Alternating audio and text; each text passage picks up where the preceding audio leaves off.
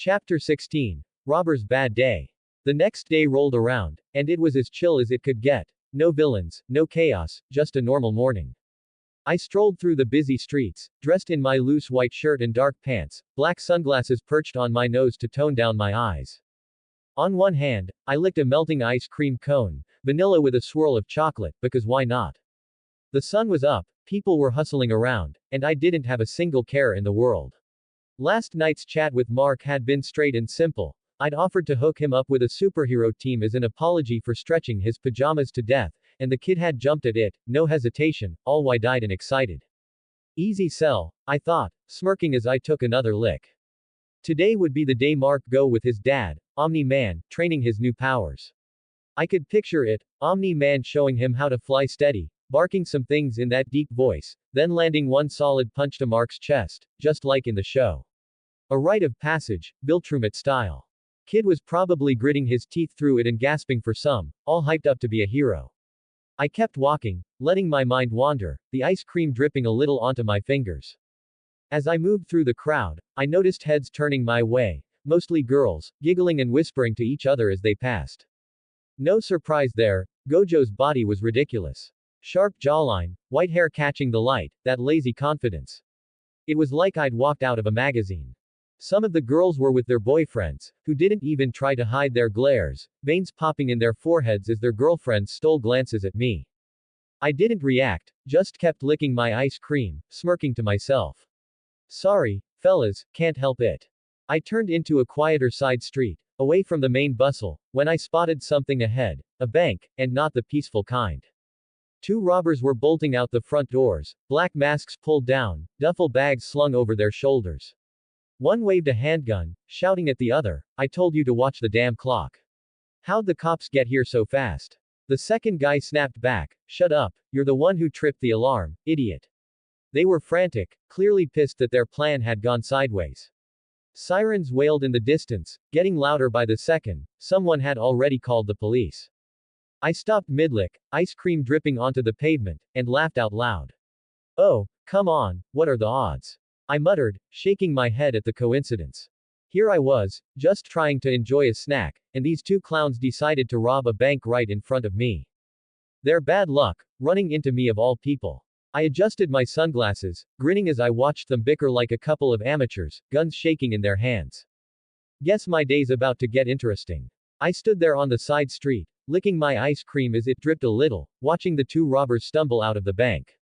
They were running full tilt, money bags bouncing on their shoulders, heads whipping back every few seconds to check for cops.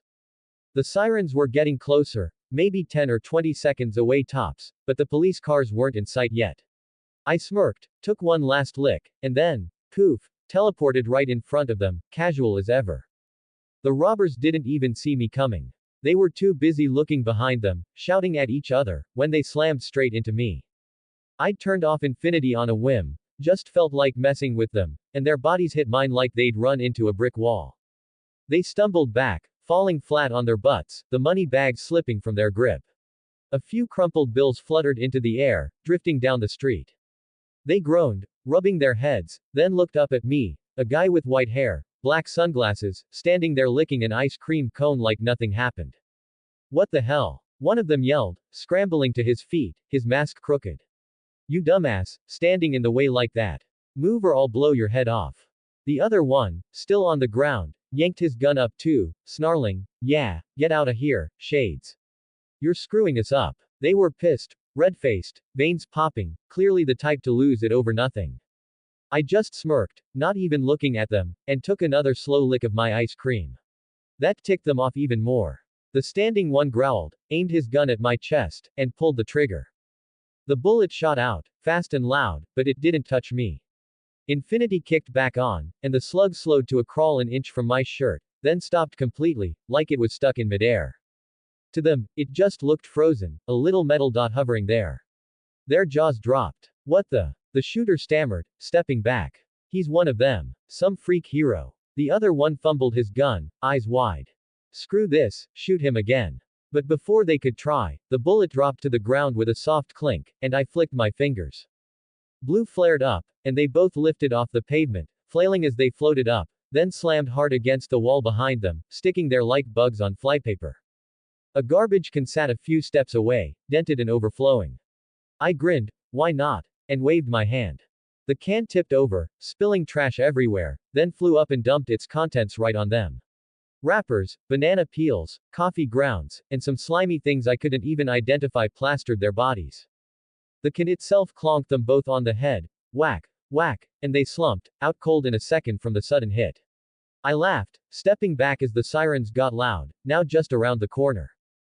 The police were almost here, so I let the robbers drop to the ground with a thud, still covered in garbage, stinking and sticky, but alive. I glanced around, no real damage done, just a mashed up trash can and some litter on the street. No one was hurt, no building smashed. Good enough. I tossed the last bit of my ice cream cone into my mouth, crunching it down, and brushed my hands off. Time to bounce.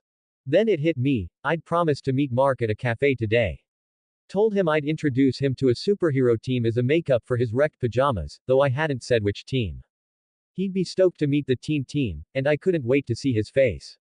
With a quick thought, I teleported away, popping up near the cafe, ready to play the cool mentor.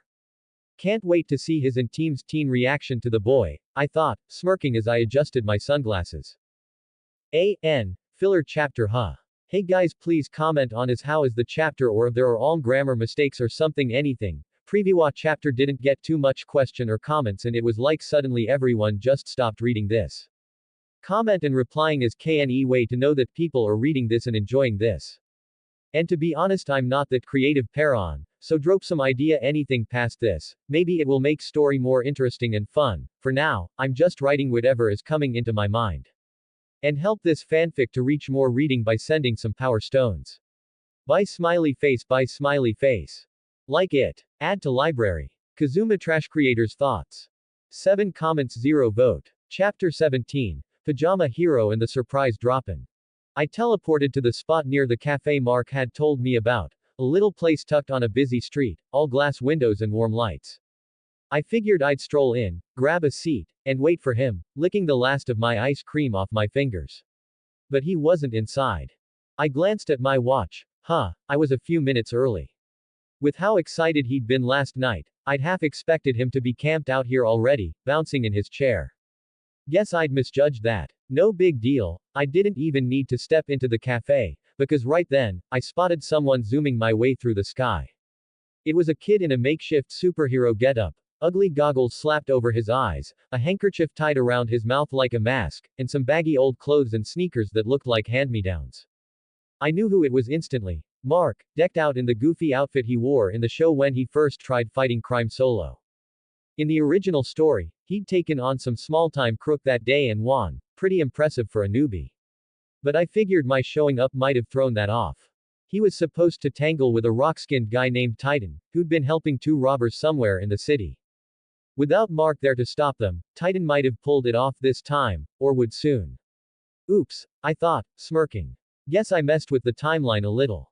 Before Mark could zip past, I teleported right into his path, popping up midair with a grin. He jolted, startled, flailing for a second as he almost crashed into me. Whoa! He yelped, his voice muffled by the handkerchief, but then he saw it was me and slowed down, coming to a wobbly stop a few feet away. I hovered there, hands in my pockets, giving him my usual playful grin as I checked out his outfit. Kid looks like he raided a thrift store, I thought, holding back a laugh. I tilted my head, eyeing him up and down. Well, if it isn't the pajama hero. You're flying around all geared up, but, you don't look as hyped as you did at midnight. What's up, Mark? Something bad happened, or are you just not in your best mood today? Mark floated there, scratching the back of his head through the goggles, a half smile tugging at his lips. Hey, Gojo. And can you drop the pajamas hero thing now? And yeah, the day didn't go exactly like I thought it would. I was training with by myself this morning, learning to fly better, figuring stuff out, it's all new to me. But it was tougher than I expected. Not bad, just not what I pictured. He shrugged, his voice a mix of disappointment and that awkward Mark charm, like he was trying to play it cool but couldn't quite hide the letdown. I nodded, softening my grin into something a little warmer, and floated closer. Hey, Pajama Hero is a very nice name and, no sweat, kid. At least you've got the flying part down, mostly. And, stopping. Kinda. You'll get there. Look, the team I'm gonna introduce you to, they're pros at this stuff. They'll help you train, teach you some tricks, maybe even keep you from face planting again. I winked, tossing in some comfort with my usual Gojo flair. You're already doing better than most newbies put there, trust me. Mobile phones and other things just weren't invented in one try, kid, it took them hundreds or thousands of trials. Mark's half smile grew a bit, his shoulders relaxing as he hovered there, the handkerchief flapping a little in the breeze. I could tell he was still bummed, but my words were sinking in, he wasn't alone in this, and that perked him up just enough. Mark's eyes lit up a little, some of that excitement creeping back in as he nodded. Yeah, you're right, he said, his voice picking up steam. I just need to practice more, get the hang of it. Today was just the day one, but I'll figure it out. He flashed a small grin, hovering a bit steadier now, like my pep talk had flicked a switch in him. I smiled back, feeling pretty good about cheering the kid up. His goofy energy was infectious, those wide eyes, that awkward half smile, it was like watching a puppy get its first treat. Not bad, Gojo, I thought, smirking to myself as I adjusted my sunglasses. Mark tilted his head, suddenly looking a bit puzzled. So, where's this team you mentioned? Are they coming here, or do we have to go somewhere? He asked, scratching behind his goggles, his voice a mix of curiosity and confusion. I smirked, leaning back in the air like I was lounging on an invisible couch. Oh, them. If I'd told them to come meet some new hero, they'd probably think I was joking. One of them, probably, would curse me out over the phone, like, quit messing around, Whitehair. Nah, we're gonna crash their base instead. Surprise them for real, way more fun that way. Mark blinked, his goggles slipping a little as he processed that. Wait, you didn't even tell them. We're just going straight to their base. He paused, then added, won't they be mad at you for showing up unannounced with some random guy? I laughed, waving him off with a flick of my hand. Mad? Nah, don't worry about it, kid, they're gonna love you. Besides, they're a bit shorthanded right now, so a new teammate's like a gift. They'll thank me later, trust me, I've got this. I grinned wide, all confidence, cutting him off before he could overthink it. Come on, follow me, I said, kicking off into the sky toward the team's base. Mark hesitated for a split second, then shrugged and zoomed after me, his thoughts shoved aside as he focused on keeping up. We flew for a few minutes, the city blurring below, streets, lights, the occasional car horn fading into the wind. Soon, we reached a big, rusty bridge stretching over a quiet river. I dropped down onto the top, landing light as a feather, and Mark followed, wobbling a bit but managing to touch down without crashing. His sneakers scuffed the metal, and he steadied himself, looking around with a mix of nerves and excitement. I spun on my heel, throwing my arms out like a game show host. Here we are, the super secret superhero base. I said, voice dripping with Gojo flair, all dramatic and goofy. Mark glanced around, confused, we were just standing on top of a bridge, nothing special about it. He opened his mouth to say something, but before he could, the metal beneath us rumbled. A hidden panel slid open, and the ground dropped out from under us. Mark yelped, flailing as we sank down, startled by the sudden shift. I just grinned, floating steady as we descended into the team's real hideout below. Showtime, I guess. I thought, watching his wide-eyed reaction. So, next chapter team meeting Mark. Make sure to comment and vote with Pier Stones. Like it. Add to library. Kazuma Trash Creators Thoughts. 5 comments 0 vote. Chapter 18. Surprise, team. Mark and I dropped down through the hidden hatch, descending into the team's secret base. The air shifted from the cool night breeze to the hum of tech and faint echoes of activity below. As we lowered, I glanced at Mark, still a little wobbly from the sudden drop, and smirked. Hey, kid, hide behind me for a sec, I whispered, nudging him back. Let's make this a surprise, they're gonna flip. Mark nodded, ducking behind my back, his goggles peeking out as he tried to stay quiet. The base came into view as we touched down, a big, open space with concrete walls, flickering lights, and a mix of high-tech gear and random junk. Robot was at his usual spot, hunched over a computer, his metal fingers tapping away at the keys, screens glowing with data. Duplicate was across the room, smacking a ping-pong ball across a table, playing against 2 of her clones. One clone whiffed a shot and vanished with a poof, while she laughed and spawned another. Come on, you're making me look bad. She yelled at herself, grinning. Over by the couch, Eve and Rex were tangled up together, hands clasped, lips locked in a kiss. Eve's pink glow flickered faintly around her fingers. Guess she'd gotten here a minute or two before us, probably after some errand or patrol. Rex had one arm around her, totally lost in the moment, until the sound of our landing broke through. They didn't pull apart right away, but their heads turned slightly. Robot was the first to react, his head swiveling around with that mechanical whir. He spotted me, and I flashed him my biggest, goofiest grin, teeth out, eyes crinkling, the full Gojo special. Ah, Gojo, he said, voice flat but with a hint of curiosity as he registered my smile. Duplicity's paddle froze mid-swing, her clones popping out of existence as she turned to look.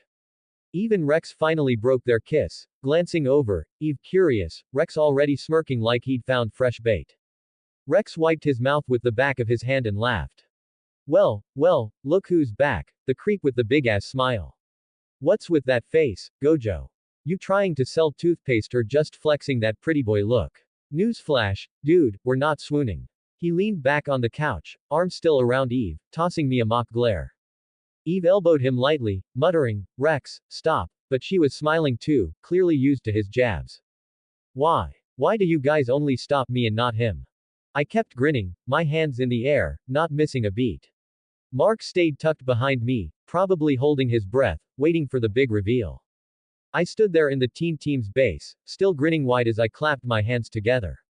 Alright, everyone, brace yourselves, I've got a big surprise for you. I said, letting my voice bounce off the walls with that Gojo flair. Mark stayed hidden behind me, probably fidgeting in his goofy getup, while I built up the moment. The team didn't budge much. Eve raised an eyebrow, Duplicate leaned on her ping-pong paddle, Rex smirked like he was waiting for a punchline, and Robot just kept staring with those glowing eyes. No hype yet, but that was fine. I'd get him.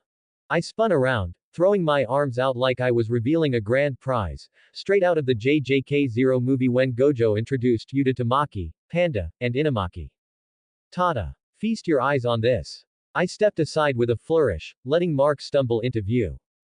There he was, baggy old clothes, a handkerchief tied over his mouth, gloves on his hands, and those ugly goggles sliding down his nose, a kid their age, looking like he'd raided a thrift store for a superhero costume. The room went dead quiet for a second, then exploded. Rex jumped up from the couch, pointing at me like I'd just set off a bomb. What the hell, Gojo? You brought some random kid into our base without even telling us. Who is this clown? His voice cracked with that usual Rex edge, half angry, half disbelieving. Eve blinked, Duplicity's paddle dropped, and even Robot tilted his head, processing. I laughed, turning to Rex with a smug grin. Oh, calm down, Rexy, this is your new teammate. I already ran it by Robot, told him to keep it hush-hush from you lot. Surprise. I winked, then leaned in, dropping my voice to tease. Bet you're jealous already, he's gonna steal your spotlight, loudmouth. The others swiveled to Robot, who nodded stiffly. It's true. Gojo informed me of the new recruit beforehand. I deemed it logical to withhold the information as Gojo requested it. And let's not forget that this individual's abilities could enhance our team's effectiveness. Rex's jaw tightened, but I wasn't done. I pointed at Mark, then back at Rex. Oh, and get this, he's a total newbie, and he could still kick your ass any day. How's that feeling, huh? Rex's face went red, and he barked back, stepping closer. You and this wannabe. I could take you both down solo, no sweat. Bring it, Shades. His hands balled into fists, ready to prove it right then and there. I sighed dramatically, shaking my head like a disappointed teacher. Rex, being happy. Good. Optimistic. Great. Funny. Sure, I'll give you that. But delusional. That's a problem, man. It's gonna trip you up someday, mark my words. I smirked, watching him grit his teeth, practically steaming. He opened his mouth to snap back, but Robot rolled between us, cutting him off with that calm, mechanical tone. Rex, calm down. We should evaluate the new member's capabilities, test his power proficiency and control.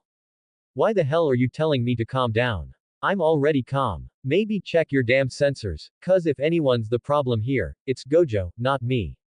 Why'd Robot go along with me bringing Mark? Simple, he'd run it up the chain. After I'd pitched the idea, he'd reported it to Cecil Stedman at the GDA. Cecil didn't even blink, approved it on the spot, like he already knew who Mark was or what he could do. Guess the old man's got his eye on the mark. Maybe he knew about it from the day one when Mark got his power or something, or hot the information about it just this morning, I thought, smirking to myself as the team buzzed around me. Mark just stood there, shifting awkwardly in his goggles, while Rex glared daggers. Mark stepped forward from behind me, scratching the back of his head through those goofy goggles, his baggy clothes rustling as he moved. The team's eyes were all on him. Rex still fuming, Eve curious, Duplicate sizing him up, and Robot standing ready. Mark gave a little wave, his voice a bit shaky but trying to sound chill.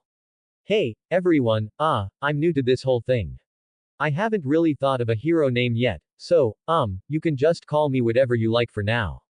I guess I'm still figuring it out. He chuckled nervously, keeping his real name, Mark Grayson, under wraps. Robot stepped away from his computer station, his metal frame clanking softly as he approached.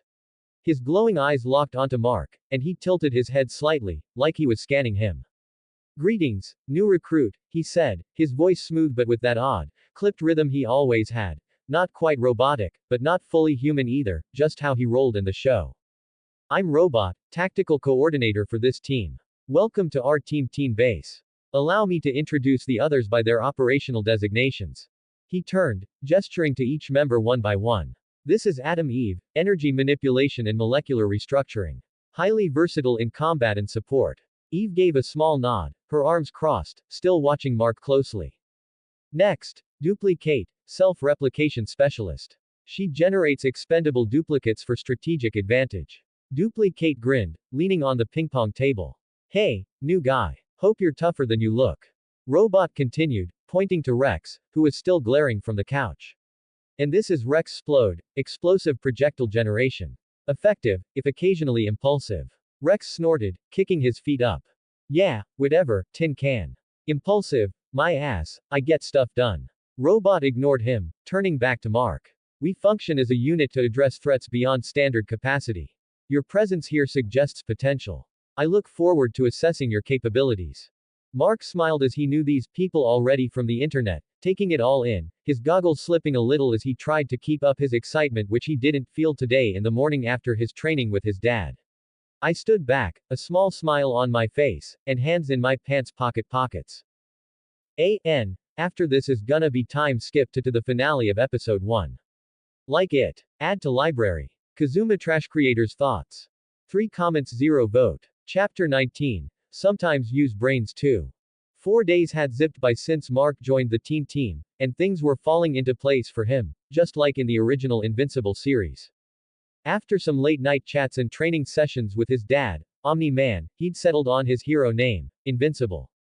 He'd even scored his superhero costume, the real deal, bright yellow and blue with that bold black eye, splashed across the chest, exactly like the show. Right now, he was soaring above the city, cutting through the clouds, the wind whipping past him as he took it all in. From up there, the skyline looked different, smaller, quieter, like he was a whole new person seeing it for the first time. I wasn't stalking him or anything, okay, maybe I was keeping tabs, but just to see when exactly will Omni-Man do his work, as in the series it didn't specify, like how many days or weeks later did Omni-Man boom the Guardian of the Globe. In the Invincible series, after an invincible fight with Kilkanen, it was straight time skip to the Guardians of the Globe getting emergency signals one by one to assemble on their base. Or they did do it in the comics or specify it in the comics, but I didn't really focus too much on it or something. Floated nearby, out of sight, munching on a lollipop I'd bought from a store earlier, my 6 eyes tracking him lazily under my black glasses. He was doing loops, grinning like a kid, totally in his element. He was improving very much as teams, especially Robot, helped him in his training like landing, flying faster, and some hand-to-hand combat training, but he still didn't participated in any real villain fights as there wasn't any chance. But like someone heard his wish and then, bang bang bang, gunshots rang out below, sharp and loud enough to cut through the hum of the city. Mark's head snapped toward the sound, and I perked up too, pulling the lollipop out of my mouth. Gunshots. Oh, right, probably Kilkanen, I thought, piecing it together. Kilkanen was his first villain in the series after he was flying in his new suit. In the series, Kilkanen was this villain or thug or something whatever with a tricked-out arm cannon, always causing trouble. Just as I clocked it, a loud boom echoed up, Kilkanen's signature blast. I leaned over the edge of a cloud and saw it, A streak of energy tearing through multiple buildings, concrete and glass exploding outward. Down on the street, police cars screeched to a stop, cops piling out and firing at him, their bullets pinging off his armored frame like they were nothing. He laughed, a rough, grating sound, and aimed his cannon again, probably showing off for the cops. Look what I can do, losers, blasting another hole through a storefront just to prove a point. The police ducked behind their cars, shouting into radios, but they weren't even scratching him. Mark froze mid-flight, staring down at the chaos, his new costume catching the sunlight. I could tell he was itching to dive in. First real test is invincible. I smirked, twirling the lollipop stick between my fingers. Invincible. Mark heard the gunshots echoing up from the city below, and without a second thought, he tilted downward and boomed through the sky, a streak of yellow and blue cutting through the clouds.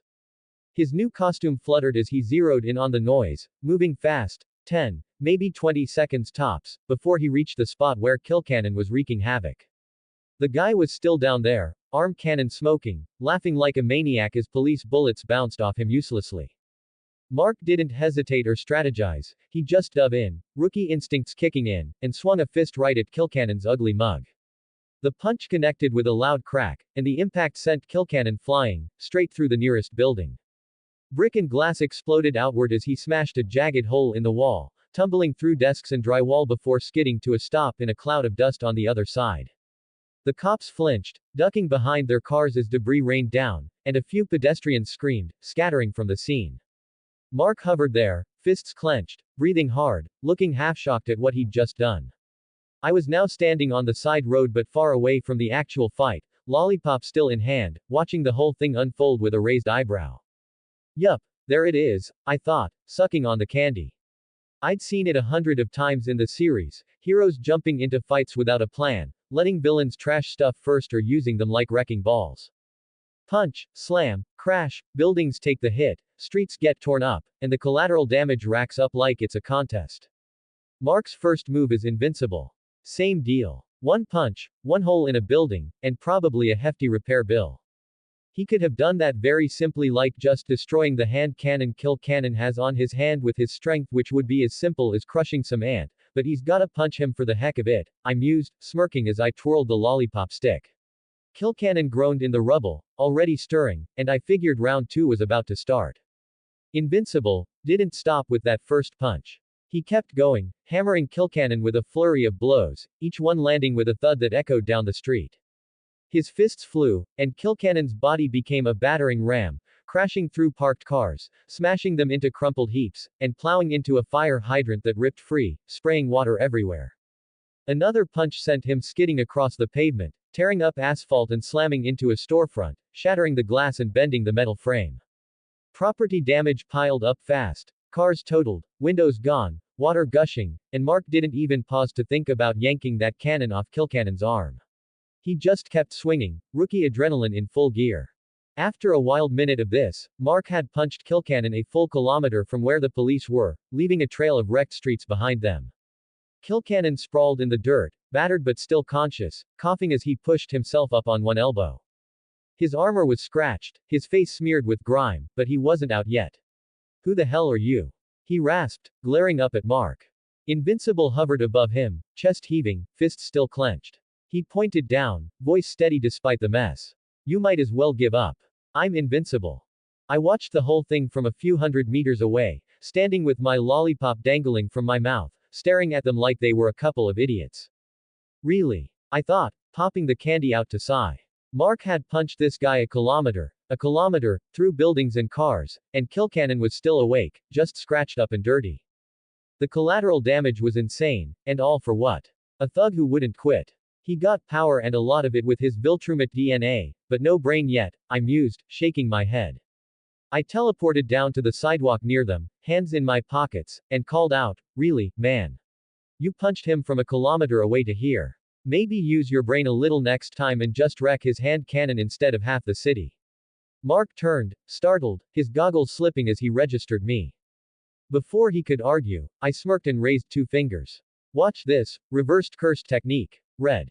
A sharp red glow flared from my fingertips, and I aimed it straight at Kilcannon's arm cannon. Red's all about repulsion, pure, raw force that pushes whatever I want it to. The energy hit the cannon like a sledgehammer, zeroing in on the metal and circuits. With a loud crack, the weapon shattered, bolts popping loose, the barrel splitting apart, wires sparking as the whole thing crumpled into a useless heap. The force was tight, controlled, blasting the cannon off Kilcannon's laser cannon arm without touching the rest of his body or the street. Bits of twisted metal clattered to the ground, and Kilcannon yelped, clutching his now empty forearm, staring at it in shock. I lowered my hand, smirking at Mark. See. Problem solved. No extra holes in the city. You're welcome. Mark hovered there, mouth half open, while Kilcannon groaned, finally slumping back, too beat to keep fighting and his laser cannon arm blasted away. Yeah, it's one of those things that really sticks out once you start noticing it, heroes letting villains do their thing instead of shutting them down immediately. Dr. Seismic is a perfect example. The guy literally relies on smashing his gauntlets together to cause earthquakes, and what do Mark and Eve do? They let him. Come on. Eve could have easily wrapped his hands in solid energy restraints, keeping him from clapping them together in the first place. Problem solved. No earthquakes, no destruction, no unnecessary fight. Mark. He could have just zipped in at super speed and crushed the gauntlets like they were made of tin foil. Done in a second. But no, they always have to let the villain show off first, let him get a few good hits in, cause some property damage, and make things dramatic. It's like an unspoken rule. We can't stop him too fast, or it won't be a real fight. I get it, though, sometimes they can't as some villains are just too much for them alone to handle or sometimes not even in a team and for now, they're still learning. Mark's a rookie, and Eve, while experienced, isn't the type to go for immediate aggression. But from a logical standpoint, so many fights could be over before they even start. It just makes you wonder, how many of these so-called villains were only dangerous because heroes don't shut them down efficiently. Like it. Add to library. Kazuma Trash Creators Thoughts. 2 comments 0 vote. Chapter 20. GG or dead. 19 days had passed since Mark's brawl with Kilcannon, where I'd stepped in and shown him how to handle it quick and clean with red, smashing the cannon, no fuss, no extra mess. I'd hoped he'd pick up the trick, focus the hit, skip the chaos, but it seemed to sail right over his head. Or maybe he just couldn't pull it off that fast without wrecking something on the side because of his Viltrumite strength on some opponent. It wasn't just him, though. I'd been watching the team and other heroes around the city, and they all had the same habit: punch first, think later. Buildings cracked, streets torn up, cars flipped. It was like collateral damage was part of the job description. Guess precision's my thing, not theirs, I thought, as I was in my small apartment, keeping an eye on things through the news channel. Mark, invincible now, had been training hard with the team and his dad, Omni-Man, over those 19 days. He was getting better at flying, stronger with his punches, but that excitement still showed he understood it better at Flaxen's invasion where he got the reality taste for the first time. Of course he hasn't joined the team, probably wanted to be like his dad solo one, but helping other teams if they ever need help, and his schools and exams things. So, he only comes when there is a need for his strength or something, and even him become somewhat friends too as they go to the same school and attend some classes together. Every fight, he'd slam into something, a wall, a truck, whatever, before he got the bad guy down. Either way, the city's repair crews were probably cursing his name for their workload by now or praising him for so much work as to get contracts for city building repairs or something. As I watched the news channel, a headline which frequently comes, Omni-Man saves the amusement park from a big monster. It wasn't a love news but rather a recorded, and then my mind drifted to the bigger picture, Omni-Man and the Guardians of the Globe. In the show and comics, there's no clear countdown to that day. It just happens, 1 minute, everything's fine, the next, Omni-Man's calling the Guardians to their base and wiping them out, one by one, in a bloody mess. No warning, no exact timeline, just a sudden skip to the carnage. I didn't know how many days I had left, could be tomorrow, could be weeks. I was sprawled out in my small secret apartment, a cramped little spot I'd claimed in the city, tucked away from prying eyes, flipping through news channels on a beat-up TV.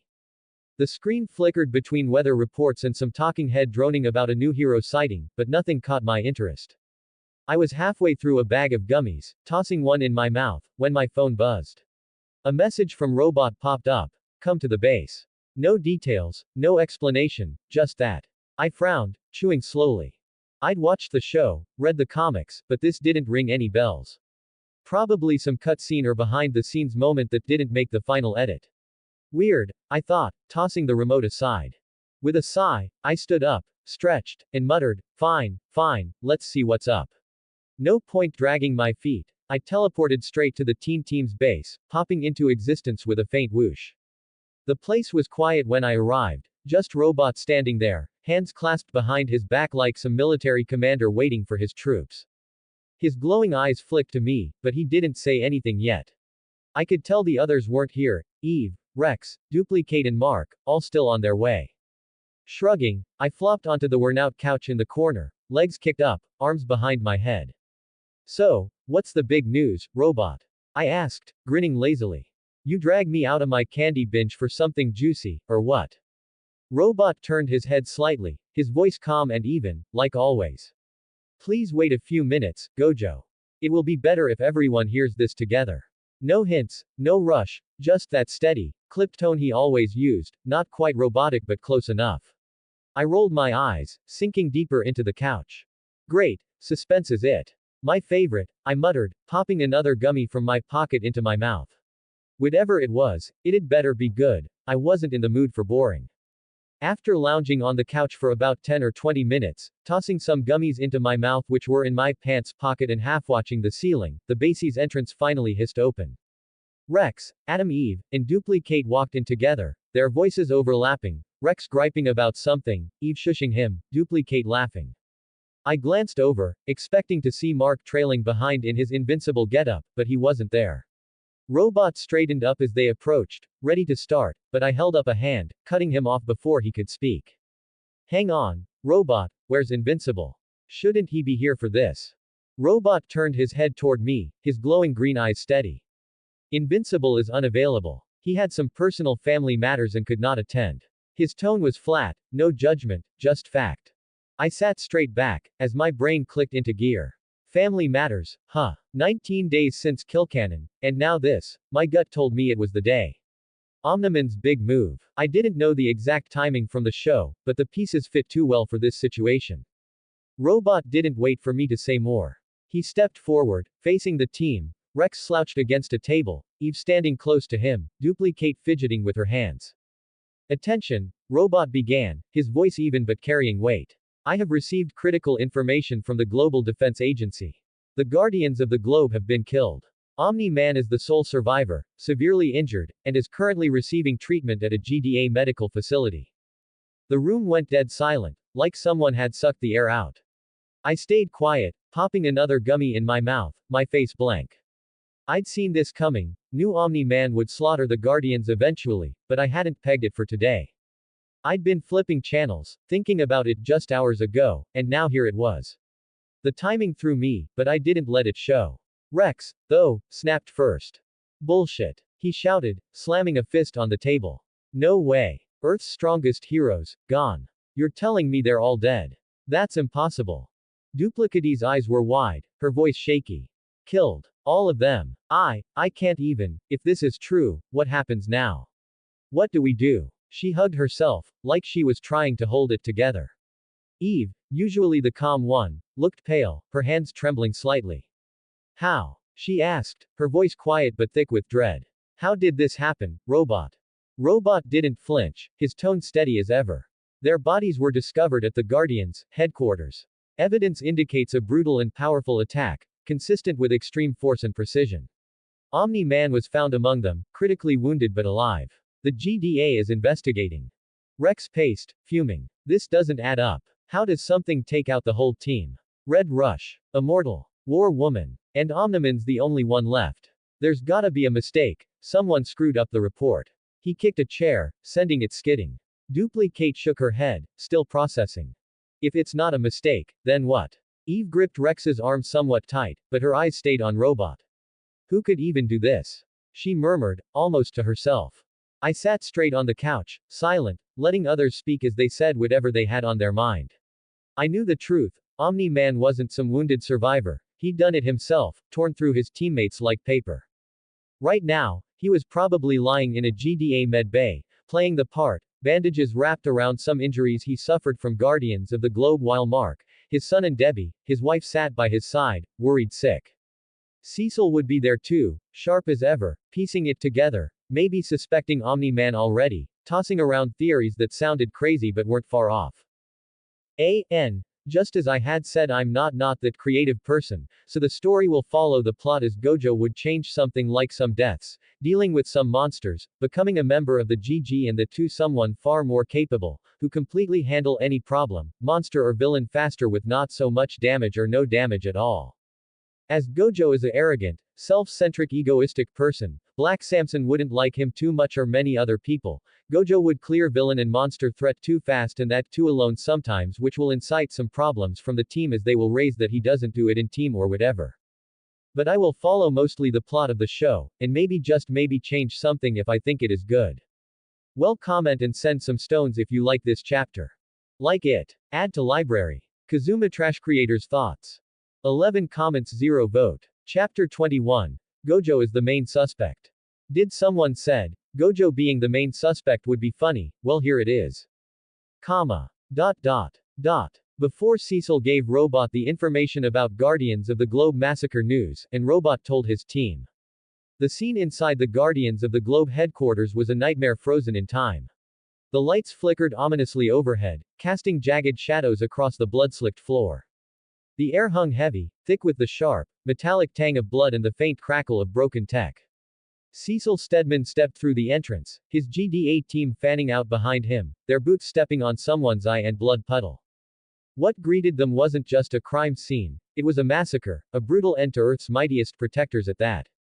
The bodies of the Guardians lay scattered in ruin, each one a testament to the sheer violence that had torn through the room. The Immortal's headless corpse slumped against a wall, his neck a ragged stump, blood pooling beneath him.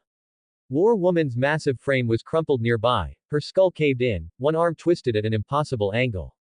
Red Rush, the speedster, was a smear of red and white across the floor, his body broken apart like he'd been hit midrun by something unstoppable.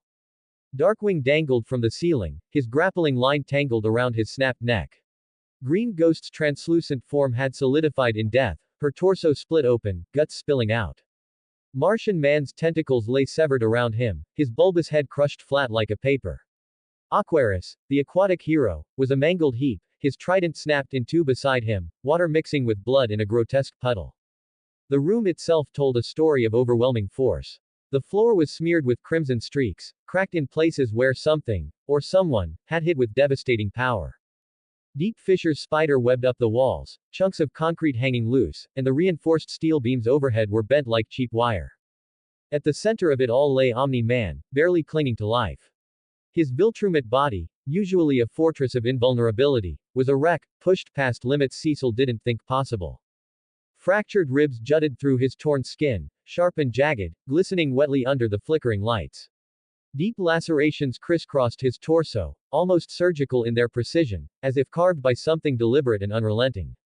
His left eye socket was a shattered mess, the swelling so severe his face barely looked human anymore, and his breaths came in shallow, rattling gasps, internal bleeding, no doubt. Yet, despite the ruin of his form, he was alive, chest rising faintly while the others lay in pieces around him. Cecil knelt beside Omni-Man, his mind racing as he studied the fallen hero.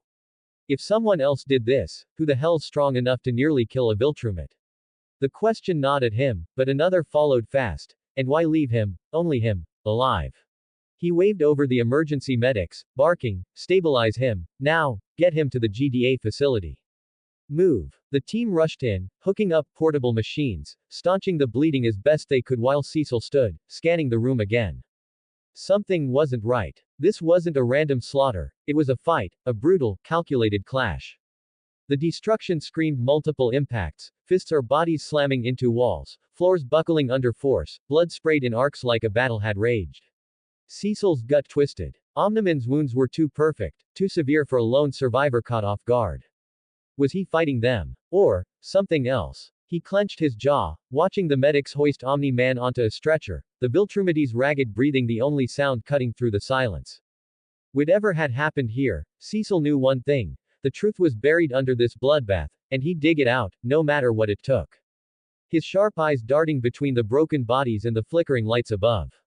The medics worked frantically to stabilize Omni-Man, their machines beeping in the heavy silence, but Cecil's mind was elsewhere, churning, piecing together fragments of a puzzle that didn't yet fit. Something, someone, something unexpected, he thought, his fingers tightening around the edge of his comm device. And then, unbidden, a name surfaced in his head: Gojo Satoru. Exactly 23 days ago, Gojo had appeared in the city like a ghost. No records, no background, just there. Cecil remembered the first report that crossed his desk, flagged as routine until now. It was 23 days back, Gojo's debut, saving the teen team from a mutated villain tearing through downtown. The thing was a grotesque bio-experiment, slimy, tentacled, a walking nightmare stitched together in some lab. Surveillance footage from that day had caught it all, though the details were odd. The villain had lunged at Gojo, all snarling rage and whipping limbs, only to freeze mid-air, an inch from his smirking face, like an invisible hand had snatched it back. Then, with a casual wave, Gojo sent it rocketing upward, incapacitating it without so much as stepping forward, and then when the mutated villain was falling he became like a magnet. The containment team had hauled it away, but Gojo. He'd just grinned on his mouth, and shrugged it off. That power, mysterious, effortless, stuck with Cecil now. Gojo's attitude had been just as striking, relaxed, almost playful, like a kid messing around instead of a hero facing a threat. Robot's initial assessment had flagged him as unpredictable, maybe even mentally unstable, but Cecil had brushed it off. The world was full of weirdos with powers, Gojo wasn't special. After the fight, he'd casually agreed to help the teen team part-time, tossing out some vague line about something with no real backstory to back it up. No ID, no history, just a white-haired guy with glowing eyes and a smirk. Cecil had let it slide, another superhuman in a sea of them. But now, standing in the blood-soaked wreckage of the Guardians, HQ, Cecil's perspective shifted. The Guardians were dead, torn apart, crushed, obliterated, and Omni-Man lay half-dead, the only survivor. It had been 23 days since Gojo's first stunt with the teen team, 23 days of him floating around the city, pulling his push-and-pull tricks with no clear origin. That timing gnawed at Cecil. Too convenient, he thought, his jaw tightening. He'd ignored Gojo at first, another anomaly in a world full of them, but this massacre demanded fresh eyes. And Gojo. He wasn't just an oddity anymore, he was a suspect. Cecil's mind raced back to that footage, the way Gojo stopped the villain cold, no effort, no strain. That kind of power could crack walls, snap bones, tear through a team like the Guardians if he wanted.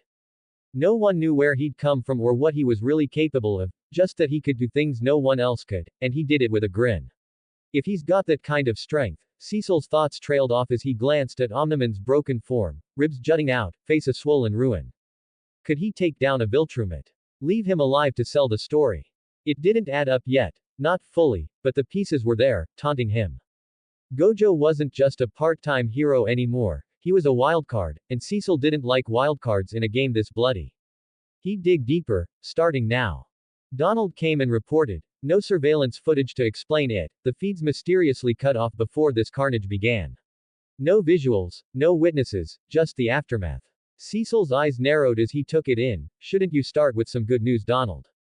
There isn't any. What? Good news. Gojo is the main suspect without even him knowing, ha ha ha ha, alien monster cold sweat smile. Some stones and comments, and if you wanna talk about something, here is my Discord. https://discord. ggqxvx7tvpqp. Join my Discord, if you wanna talk to me, if you would like to discuss some ideas, or you have some time. Like it. Add to library. Kazuma Trash Creators Thoughts. 6 comments 0 vote. Chapter 22. Call Gojo to GDA. Cecil stepped into the GDA medical wing, the sterile air hitting him like a wall as the heavy doors hissed shut behind him. The facility buzzed with controlled chaos, medics in white coats darted between stations, machines beeped rhythmically, and GDA agents stood watch, their rifles slung low but ready. At the center of it all was a reinforced medical pod, its thick glass fogged slightly from the cold. Inside lay Omni-Man, hooked up to a tangle of tubes and wires, pulse monitors blinking, high-grade healing equipment clamped to his hands, pumping regenerative fluids into his battered Viltrumite frame. His wounds were knitting together, the deep lacerations and fractured ribs closing faster than any human could, but slower than a Viltrumite should. The medics hovered nearby, muttering to each other, their faces creased with confusion at the sluggish recovery. Cecil stood by the pod, arms crossed, his sharp eyes fixed on Omni-Man's swollen, bandaged face through the glass. Donald, his right-hand man, lingered a step behind, clipboard in hand, silent but alert. The room hummed with tension, every beep of the machines amplifying the weight of the moment. Cecil's mind churned, replaying the massacre at Guardians HQ, the blood-smeared floor, the cracked walls, the precision of the carnage. Omni-Man's survival gnawed at him. Viltrumites were damn near invincible, yet here he was, broken but breathing, while the others were torn apart. Did he do this? Stage it. Cecil wondered, his jaw tightening. Or did someone, outmatch him? Gojo's name flickered in his thoughts again, that white-haired enigma who'd popped up a month ago, tossing around like it was a game. It didn't fit yet, but it lingered, an itch he couldn't ignore. The doors banged open, and Mark stormed in, still clad in his invincible suit, yellow and blue streaked with dust from a frantic flight across the city. His fists were clenched, his jaw locked tight, barely holding back the storm inside him. Debbie trailed close behind, her face pale and drawn, clutching a small bag like it was all she had left to anchor her. Her eyes found Omni-Man in the pod, relief crashing into dread as she took in his battered state, swollen face, bandages soaked with red, chest rising unevenly. Mark didn't slow down. He went straight to the pod and clenched his hand, the impact rattling the frame. Dad, what the hell happened? His voice cracked, raw with anger and fear, a kid facing something he couldn't punch away. Debbie reached for him, her hand trembling as she grabbed his arm. Mark, stop, he's hurt, she whispered, her voice soft but strained, pleading. Mark wasn't able to listen to her for some reason, his glare fixed on Dad's unconscious form, unable to come up with something boiling over. Cecil watched the scene play out, his face a mask of calm, unreadable, steady, the way he always held it together. He cleared his throat, a sharp sound that cut through the tension, pulling Mark and Debbie's eyes to him. He's stable, Mark, he said, voice even and measured, the classic Cecil tone that promised control even when the world was falling apart. We're doing everything we can. Mark's head snapped toward him, registering the older man for the first time. Cecil stepped forward slightly, nodding. Cecil Stedman, director of GDA. I'm handling this. His introduction was curt, professional, but his gaze lingered on Mark, reading the kid's anger like an open book. Mark stood by the medical pod, his hand still pressed against the glass, staring at Cecil with a mix of confusion and suspicion. His invincible suit was dusty, the yellow and blue smeared from his rush to get here, and his goggles hung loose around his neck. How do you know me? He asked, voice sharp, cutting through the hum of the machines. I'm in my costume. His eyes narrowed, searching Cecil's face for an answer, his mind racing to figure out how this stranger had his number. Cecil let out a low chuckle, a dry sound that didn't quite reach his eyes, and shifted his weight, hands still crossed over his chest. Kid, I'm Cecil Stedman, director of the Global Defense Agency. If I can't keep tabs on a new superhero joining the team, then what's the point of me running this? He tilted his head, a faint smirk tugging at his lips. Robot told me about you the day you signed up, said Gojo brought you in, and I greenlit it. Been keeping an eye on you since, Invincible. That's how I know who you are. Oh, so you showed up here in a costume, why, exactly? Because I know Nolan, I know Deborah, and I know you too. And then you come barging in, yelling, Dad, like that, did you really think I wouldn't know that? Mark blinked, the pieces clicking into place. He relaxed just a fraction, dropping his hand from the glass and extending it toward Cecil. Oh, right, okay, he muttered, shaking Cecil's hand with a firm grip, though his mind was still spinning. Debbie stepped forward, her face tight with worry and anger, clutching her bag like a shield. You've got a lot of nerve, she started, her voice trembling with emotion, ready to unload on Cecil for something. But before she could finish, Cecil raised a hand, his expression hardening as he cut her off. Hold that thought, Deborah, he said, his tone shifting to something heavier. I've got news, bad news. Last night, someone murdered the Guardians of the Globe. He paused, letting the weight settle, then went on, voice steady but grim. They were torn apart, limb from limb, brutal as it gets. The Immortal, War Woman, Red Rush, all of them, ripped to pieces, barely recognizable. We tried everything to bring them back, but there was nothing left to save. Nolan's the only survivor, found half dead in the middle of it. We don't know why he was at their headquarters, best guess is whoever did this lured him there, same as the others. Mark's hand froze mid-shake, dropping limp to his side as his jaw slackened. Debbie's bag slipped an inch in her grip, her eyes widening in horror. What? Mark choked out, his voice barely above a whisper. How's that even possible? He stumbled back a step, glancing at his dad's broken body in the pod, fractured ribs, swollen face, bandages soaked red, then back at Cecil. The Guardians, they're the strongest heroes on Earth. Who could do that? How could anyone? His words trailed off, disbelief crashing into anger. Debbie clutched her bag tighter, her voice shaking as she echoed him. How? They're strong. Nolan's is the strongest. How does something like this happen? Her eyes darted to Omni-Man, then to Cecil, searching for an answer that made sense, but the dread in her gut told her there wasn't one. Cecil met their stares, his face unreadable, though his mind churned with the same questions, and suspicions he wouldn't voice yet.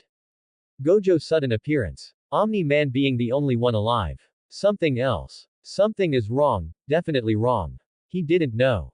Cecil stood motionless for a moment, watching Mark and Debbie grapple with the bombshell he'd just dropped. Let's step out, Cecil said, his voice low but firm, cutting through the haze of Mark and Debbie's shock. Give them some space with Nolan.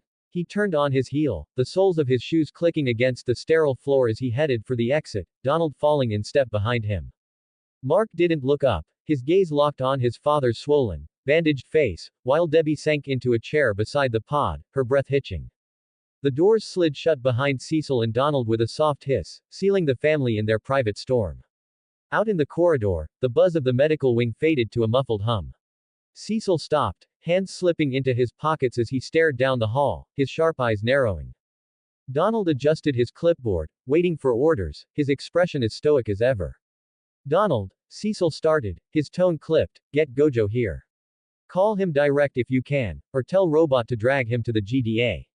I don't care how it happens, just make it fast. It's important. He paused, then added, I've got some very important questions for that man, and he's not dodging me this time. Donald nodded, already flipping open his comm device. On it, sir. Robot's the quickest route, Gojo's been sticking close to the team. I'll relay the message. His fingers tapped out a quick command, sending the order through secure channels to Robot's system at the team base. Like it. Add to library. Kazuma Trash Creators Thoughts. 6 comments 0 vote. Chapter 23. Interrogation Games.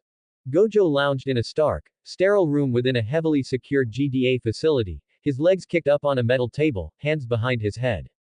He wore his usual getup, loose white shirt, dark pants, black sunglasses perched low on his nose, looking like he'd just rolled out of bed. The setup screamed cop drama. A single table bolted to the floor, a chair across from him, bare walls, and a one-way mirror he knew damn well someone was watching through. He smirked faintly, twirling a lollipop stick between his fingers, unbothered by the whole scene. How'd he end up here? Just an hour ago, he'd been slouched on the beat-up couch at the team base, munching on candy and letting his mind wander. He'd been daydreaming about the inevitable chaos of Rex screwing up, specifically, when Adam Eve would catch him cheating. Oh, it's gonna be gold, he'd thought, grinning to himself. His favorite scenario. Rex tangled up in some wild 489 some with duplicate, her clones all over him, pants down, asses in the air, when Eve walks in for some random reason. Boom, caught naked-handed, duplicate literally on Rex's ass. He'd cackled at the image, hilarious for everyone except Eve, Rex, and Kate. Got a record that, he'd mused. Leverage him with that days, make Rex call me, Master, or, Sensei, maybe, cool guy, while he's stuck saying, I'm a dumbass on loop. The blackmail potential was endless.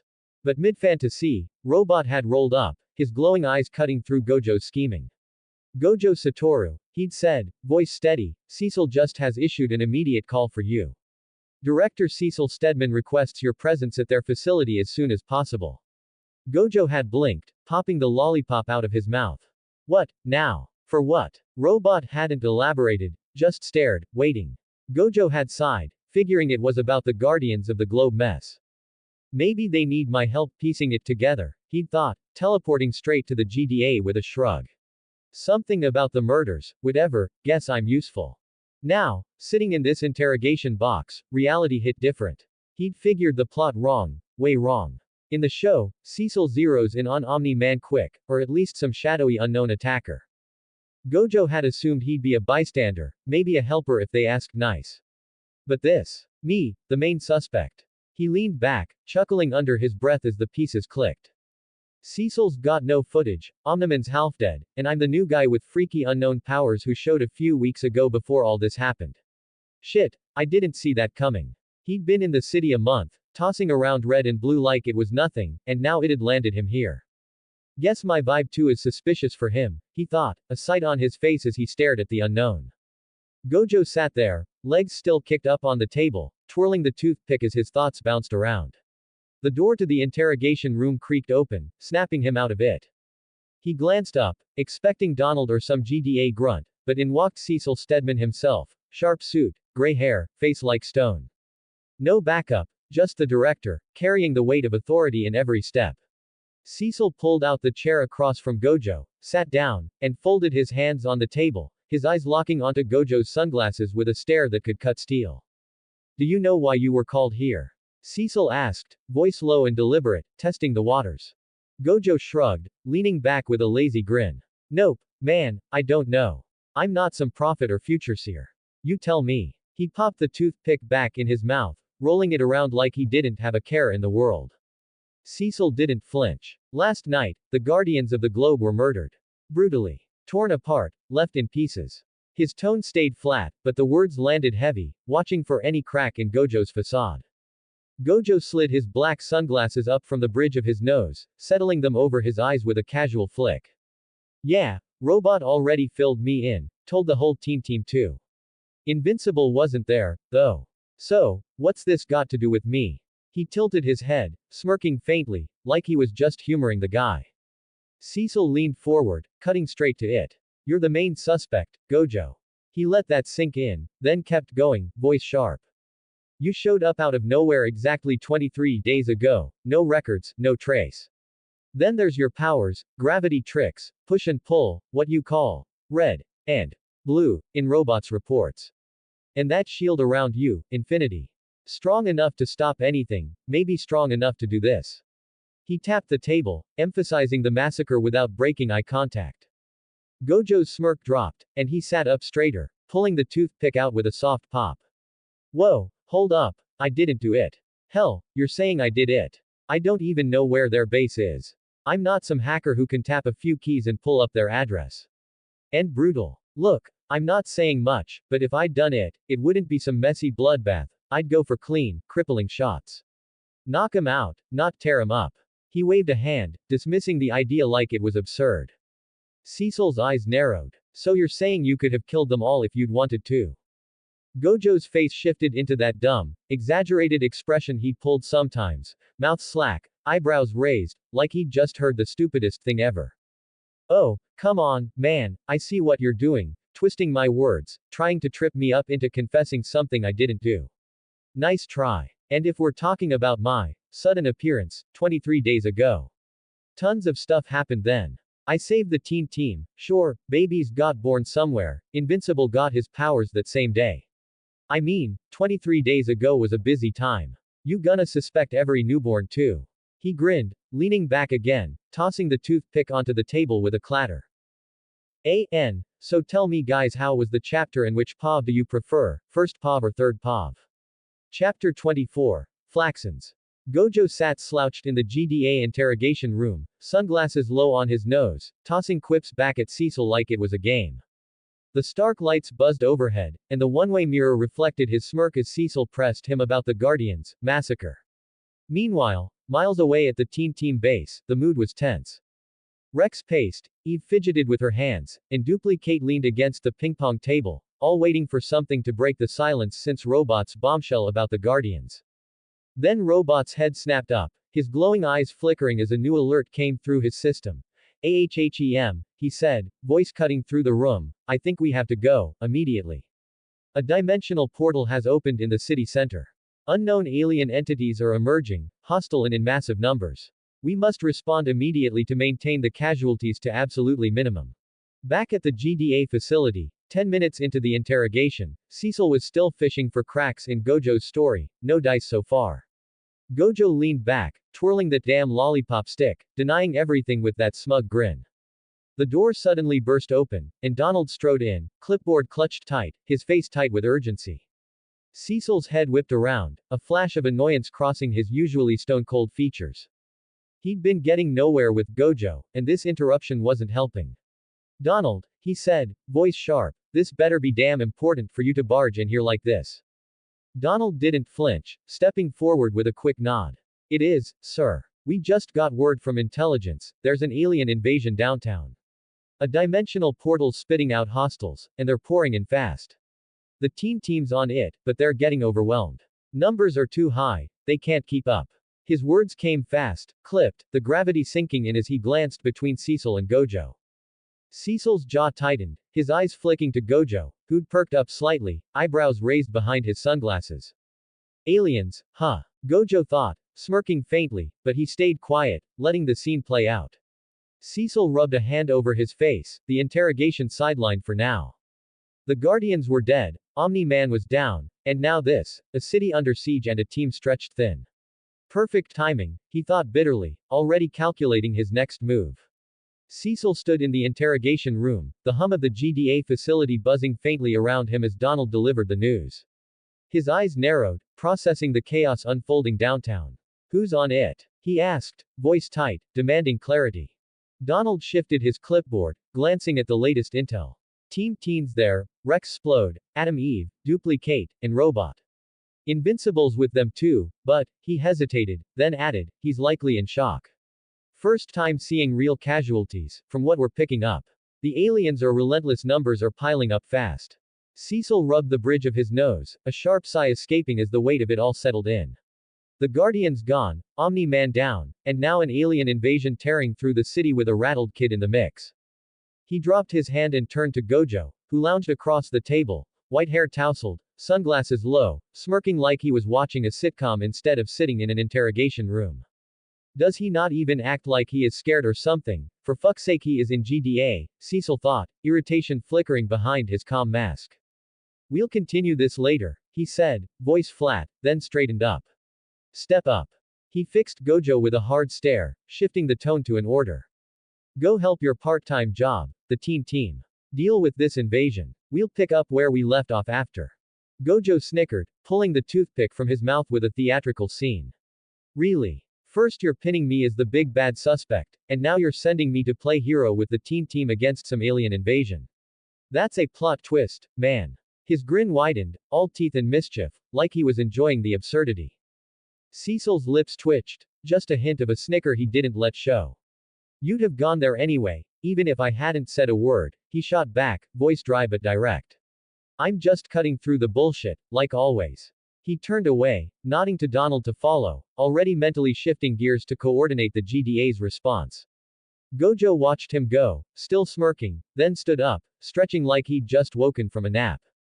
Guess it's Flaxens, he thought, teleporting out with a flicker, leaving the room empty and the mirror reflecting nothing but silence.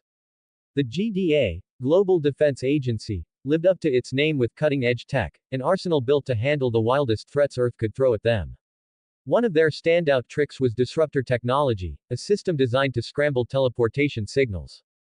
Villains with teleportation, even one can be a headache as they can just pop in, wreaking havoc, vanishing before anyone could blink.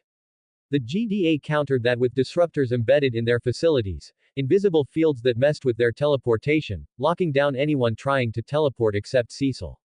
I don't know if they had that, but I heard in one of the episodes of Invincible when Titan was in a pinch where they have to take out Duplicate Brother, but the prison had something to block out all teleportation in prison, and that's why Titan's side man didn't able to teleport in prison and take out Duplicate Brother. So, if some third-rate prison had that, I doubt GDA don't. The interrogation room Gojo had been sitting in was rigged with it, top tier, no exceptions. Or so they thought. When Gojo smirked, stretched, and teleported out with a casual flicker, it was like he'd flipped the whole system the bird. Cecil stood on the other side of the one-way mirror, arms crossed, staring at the now empty chair where Gojo had been lounging seconds ago. The toothpick still sat on the table, a mocking little trophy. His jaw tightened, and he turned to Donald, who was already at his side, clipboard in hand, sensing the question before it came. It's on, sir, Donald said preemptively, voice steady but with a faint edge, knowing what Cecil was about to ask. He tapped his comm device, double-checking the disruptor readings, green across the board. Cecil's eyes didn't leave the empty room. Then how the hell did he teleport out of here? His voice was low, sharp, a mix of frustration and something colder, realization. The disruptors were live, humming at full power, and Gojo had waltzed through them like they were nothing. Not just shield, but unknown teleportation power, Cecil thought, filing that away as another mark against the white-haired wildcard. Donald didn't answer right away, his fingers hovering over the comm, already pulling up diagnostics to figure out what, or how, Gojo had bypassed their best tech. The scene shifted, cutting away from the sterile GDA facility to a city rooftop bathed in the orange glow of a late afternoon sun. Gojo reappeared midair, landing lightly on the edge of a building, his loose shirt fluttering in the breeze. He adjusted his sunglasses, peering out over the skyline, not entirely sure where he'd popped up. The city sprawled below, a mess of glass towers and honking traffic, but he didn't need an exact address.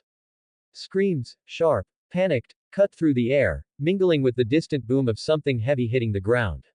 Alien snarls and the crack of energy blasts echoed up from a few blocks away. Not far, he thought, smirking as he cracked his knuckles. Time to crash the Phoenixons from Hollow Purple. He didn't know the teen team's exact spot, but the chaos was a neon sign pointing the way. With a lazy step off the ledge, he started floating toward the noise, ready to see what kind of mess others were into. New week, new chapter, enjoy, and Gojo fight won't be that long with aliens. Chapter 25, Hollow Purple.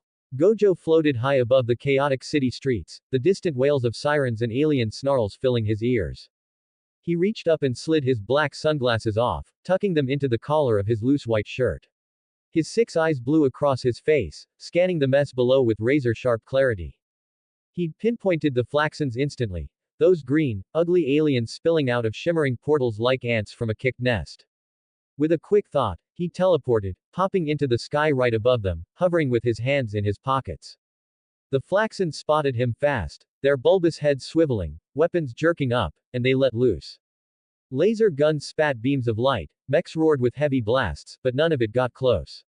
Infinity buzzed around him, a quiet hum only he could feel, slowing every shot to a crawl before they froze midair, inches from his smirking face. He didn't even flinch, just tilted his head, amused. He cast his gaze downward, taking stock of the situation. The teen team was in bad shape, way worse than anything he'd seen in the show. Duplicate wasn't even bothering to fight anymore, she darted through the wreckage, her sneakers kicking up dust as she spawned clones left and right. The duplicates popped up, waving their arms to distract the Flaxons, only to get zapped by lasers or smashed by mechs, vanishing in little puffs of smoke. She was surviving, not winning, her face tight with panic as she kept running, cloning, dodging. Rex Splode was at least trying to hit back, chucking his explosive balls with gritted teeth. Each one landed with a satisfying boom, blasting clusters of aliens into gooey chunks, but there were just too many. Sweat dripped down his forehead, soaking his hair as he ducked a laser, yelling curses, damn it, stay down, only for more Flaxons to swarm in, overwhelming him with numbers. Adam Eve was the only one holding it together, her pink energy glowing bright as she worked double time. She zipped around, lifting chunks of fallen concrete with a wave of her hand, pulling trapped civilians free, kids, shopkeepers, anyone still breathing. She'd shield them with shimmering barriers, guiding them to safety down side streets, her voice sharp but steady, go, now, move. She'd gotten every last survivor out, but the toll was ugly. Gojo's 6 eyes picked up the grim tally, 123 dead already, their bodies strewn across the shattered pavement, some crushed under rubble, others burned by stray blasts. Property damage was through the roof too, cars flattened into pancakes, storefronts caved in, whole buildings leaning like they'd topple any second. The street was a war zone, water gushing from busted hydrants, smoke curling up from smoldering wrecks. Gojo clicked his tongue, drifting lower, his white hair catching the wind. I'm all about doing this clean and quick, he thought, but right now. Screw the property damage, this is Hollow Purple time. His eyes zeroed in on the source of the chaos, 3 interdimensional portals pulsing on the ruined road. The middle one was huge, a gaping maw of light spewing out mechs, towering machines with clanking limbs and glowing cannons, along with heavier gear like rolling tanks. The other 2 were smaller, each about twice the height of a Flaxon, vomiting out waves of foot soldiers armed with laser rifles and snarling teeth. Big one's the priority, he decided, cracking his neck. Hollow purple for that bad boy, then red and blue for the little twins. With a flicker of thought, he teleported again, landing smoothly at the middle stretch of the road near Robot. Dust swirled around him as his shoes hit the cracked asphalt, the air thick with the stench of burning metal and alien flesh. Robot stood a few feet away, unfazed by the madness, his metal frame gleaming under the flickering streetlights. He was barking orders into his calm, precise, like he was reading a grocery list instead of directing a losing fight. His head turned as Gojo appeared, glowing eyes locking onto him without a hint of surprise. "Oh, you're here," Robot said, his voice even, carrying that clipped rhythm that wasn't quite human but not fully mechanical either. "I presume your business with Cecil is concluded. It would be good if you could assist us with this situation." Gojo grinned wide, cracking his knuckles with a loud pop-up. Yeah, Robot, business on pause, but. He didn't wait for a nod or a word, already sizing up the portals with a glint in his eyes. The Flaxons noticed him again, their laser guns swiveling his way, mechs stomping closer with earth-shaking steps. He didn't budge, just floated up a bit, hands loose at his sides. Hollow Purple's gonna be epic, he thought, smirking as the biggest portal pulsed brighter, spitting out another mech that roared with mechanical fury. The smaller portals churned too, more soldiers piling out, their numbers swelling like a tide.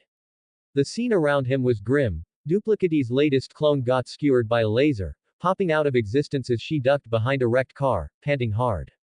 Rex lobbed another explosive, taking out a dozen Flaxons, but stumbled back as three more tackled him, forcing him to roll away swearing, "Get off me, you green bastards." Eve hovered above, her energy flagging as she shielded a last civilian darting for cover, her face tight with strain. The casualties were piling up, the city crumbling, and the team was drowning. Gojo's smirk didn't fade, though, he'd seen worse, and this was just a warm-up. He tilted his head back, letting his 6 eyes drink in every detail, the Flaxons' movements, the portals, shimmer, the team's fading stamina.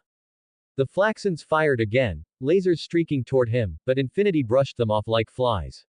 Robot glanced his way, still calm, still directing. Eve, prioritize containment. Rex, focus explodes, and Gojo chuckled under his breath.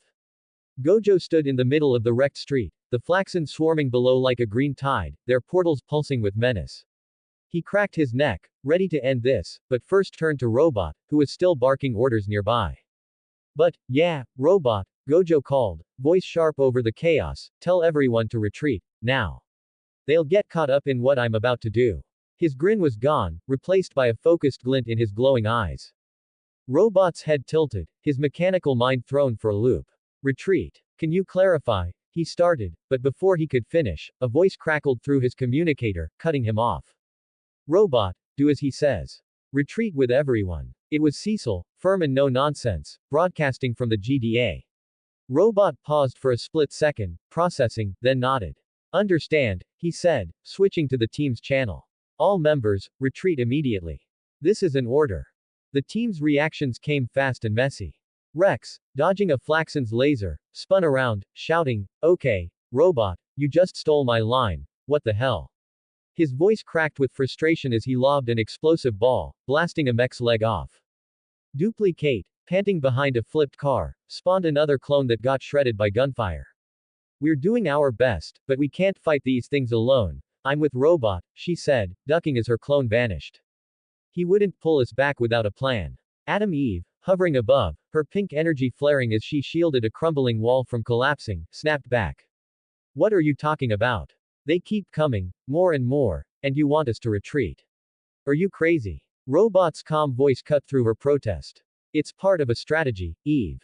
Comply." She snorted, rolling her eyes, "Unbelievable, just bailing like this," but relented, her energy shifting as she threw up a glowing shield around herself, Rex, Duplicate, and Robot. So, most people said purple, some red and blue. Respecting all of you readers, I used all 3 of them. Next chapter is coming in few minutes. Like it. Add to library. Kazuma Trash Creators Thoughts. 3 comments 0 vote. Chapter 26. Side red and blue. What are you talking about? They keep coming, more and more, and you want us to retreat. Are you crazy? Robot's calm voice cut through her protest. It's part of a strategy, Eve. Comply. She snorted, rolling her eyes, "Unbelievable, just bailing like this," but relented, her energy shifting as she threw up a glowing shield around herself, Rex, Duplicate, and Robot. With a flick of her wrist, she lifted them all into the air, floating them away from the fight and landing on the roof of the tallest building nearby, not skyscraper tall, but high enough to watch from. They were too busy saving their skins to notice Gojo at first, their focus on dodging lasers and scrambling to Eve's shield. It wasn't until they hit the rooftop, catching their breath, that they glanced back toward Robot's last position, and saw him. Gojo stood alone in the street, Flaxen swarming below, portals blazing. It took less than 10 seconds for the team to pull back, and now they watched, confused, as the air around him shifted. The atmosphere changed, suddenly, sharply. A gust kicked up, swirling outward from Gojo like he was the eye of a storm. His white hair whipped back, pushed by an unseen pressure radiating from him. His 6 eyes stayed sharp, cutting through the dust and smoke, and the wind howled, blowing debris away in every direction. He raised his hands, fingers splayed, and behind him, 2 forces shimmered into being. On his left, a swirling orb of blue pulsed, vibrant, dense, pulling at the air like a vacuum begging to collapse. On his right, a crackling sphere of red flared, hot, wild, pushing outward with raw, repulsive energy.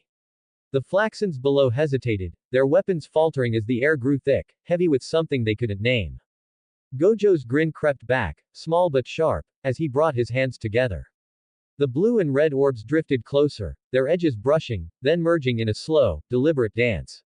Where they met, a deep violet sparked, electric, alive, growing as the 2 forces fused.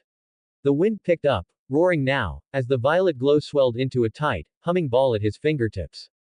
It wasn't big, barely the size of a baseball, but the pressure it gave off was monstrous, bending the light around it, warping the space it touched. Hollow purple, he thought, locking his eyes on the biggest portal, the massive one in the center, still spitting out mechs and machinery like a factory gone rogue. Image of purple. He thrust his hand forward, the violet orb hovering at his fingertips, and spoke, voice low but carrying over the chaos. The purple ball shot out, a streak of purple lightning ripping through the air, silent but deafening in its presence.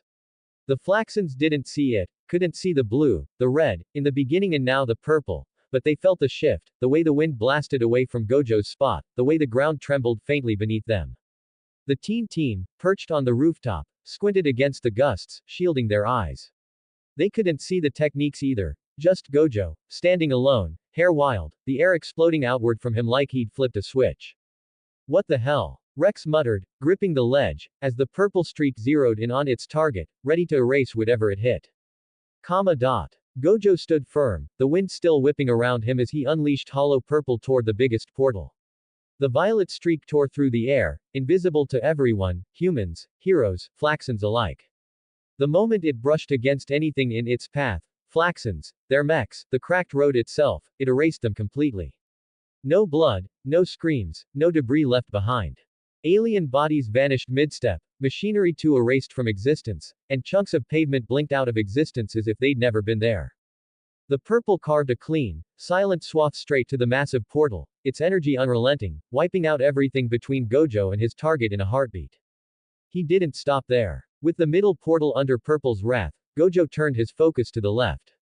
He raised his left hand, fingers snapping together as he muttered, "Cursed technique lapse, blue." A glowing blue orb flared into life, pulsing with a hungry pull. Image of blue. He released it toward the left portal, and it worked like magic. The air twisted, yanking Flaxens and their gear toward the orb with brutal force. Bodies smashed into each other, green limbs tangling with metal, crunching together into a bloody, gooey mess. Mechs crumpled, folding in on themselves, while Flaxens shrieked, their cries cut short as they mashed into a grotesque paste. The blue kept pulling, condensing the pile smaller and smaller, dragging in rubble from nearby buildings too, bricks, glass, steel, until it was a tight, quivering ball of flesh and junk, no bigger than a car, hovering in the air. The right portal was all that remained, and the Flaxens there were already panicking. They'd seen their buddies erased by purple and squashed by blue, now they scrambled to retreat, shoving toward the shimmering gateway. Gojo smirked, raising his right hand. "Cursed technique reversal. Red," he said, voice low and sharp. A blazing red orb sparked at his fingertips, crackling with raw, repulsive energy. He flicked it toward the right portal, and the force hit like a tidal wave. Image of red. The air exploded outward, a repulsion so fierce it tore through the Flaxens before they could even cross the threshold. Bodies ripped apart, arms, legs, heads flying in sprays of green gore, shredded by the sheer power before they could scream. Mechs buckled and burst, metal shards scattering as the red blast shoved everything back, leaving nothing whole in its wake. It all happened fast, less than a few seconds, and the job was done. Hollow Purple reached the big portal. Going inside it, the shimmering light snuffed out as if it had never existed, along with every trace of flaxons and machinery in its path. On the left, Blue's condensed ball of mashed aliens and rubble hung for a moment, then dropped to the ground with a wet splat, a tiny, grisly lump amid the wreckage. On the right, Red's repulsion left a smear of torn flesh and twisted metal, the portal flickering out under the onslaught. One by one, the three gateways vanished, middle, left, right, winking out like dying stars, leaving the street eerily still. Gojo lowered his hands, the wind dying down, his hair settling back over his forehead. The air cleared, and no more flaxons came. The portals were gone, the invasion stopped cold. He stood alone in the silence, the team watching from their rooftop perch, jaws slack, unable to process what they'd just witnessed. All done, he thought, smirking as he dusted off his hands, the city's wreckage stretching out around him. Here is the second part of the previous chapter. Chapter 27. Dark Blood Gift to Cecil. Cecil silent, arms crossed, eyes locked on the footage playing for the sixth time. The recording had captured everything Gojo did, every second of it, streamed live from city surveillance and patched through by Robot's sensors. It started with Gojo teleporting beside Robot, his voice calm as he told the team to retreat, followed by the team's hasty withdrawal. Then came the fight, or what could barely be called one. From the moment they pulled back to the end of the alien invasion, it took no more than 10 seconds. 10 seconds of raw, unfiltered chaos, and it was over. Cecil's jaw tightened as he tapped the console. "Play it again," he said, voice low and clipped. The techs obeyed, looping it for the 7th time, then the 8th, then more. Even the Guardians of the Globe, Earth's top heroes, couldn't have handled the aliens that fast, not with such brutal efficiency. After the 12th replay, Cecil leaned forward, rubbing his chin.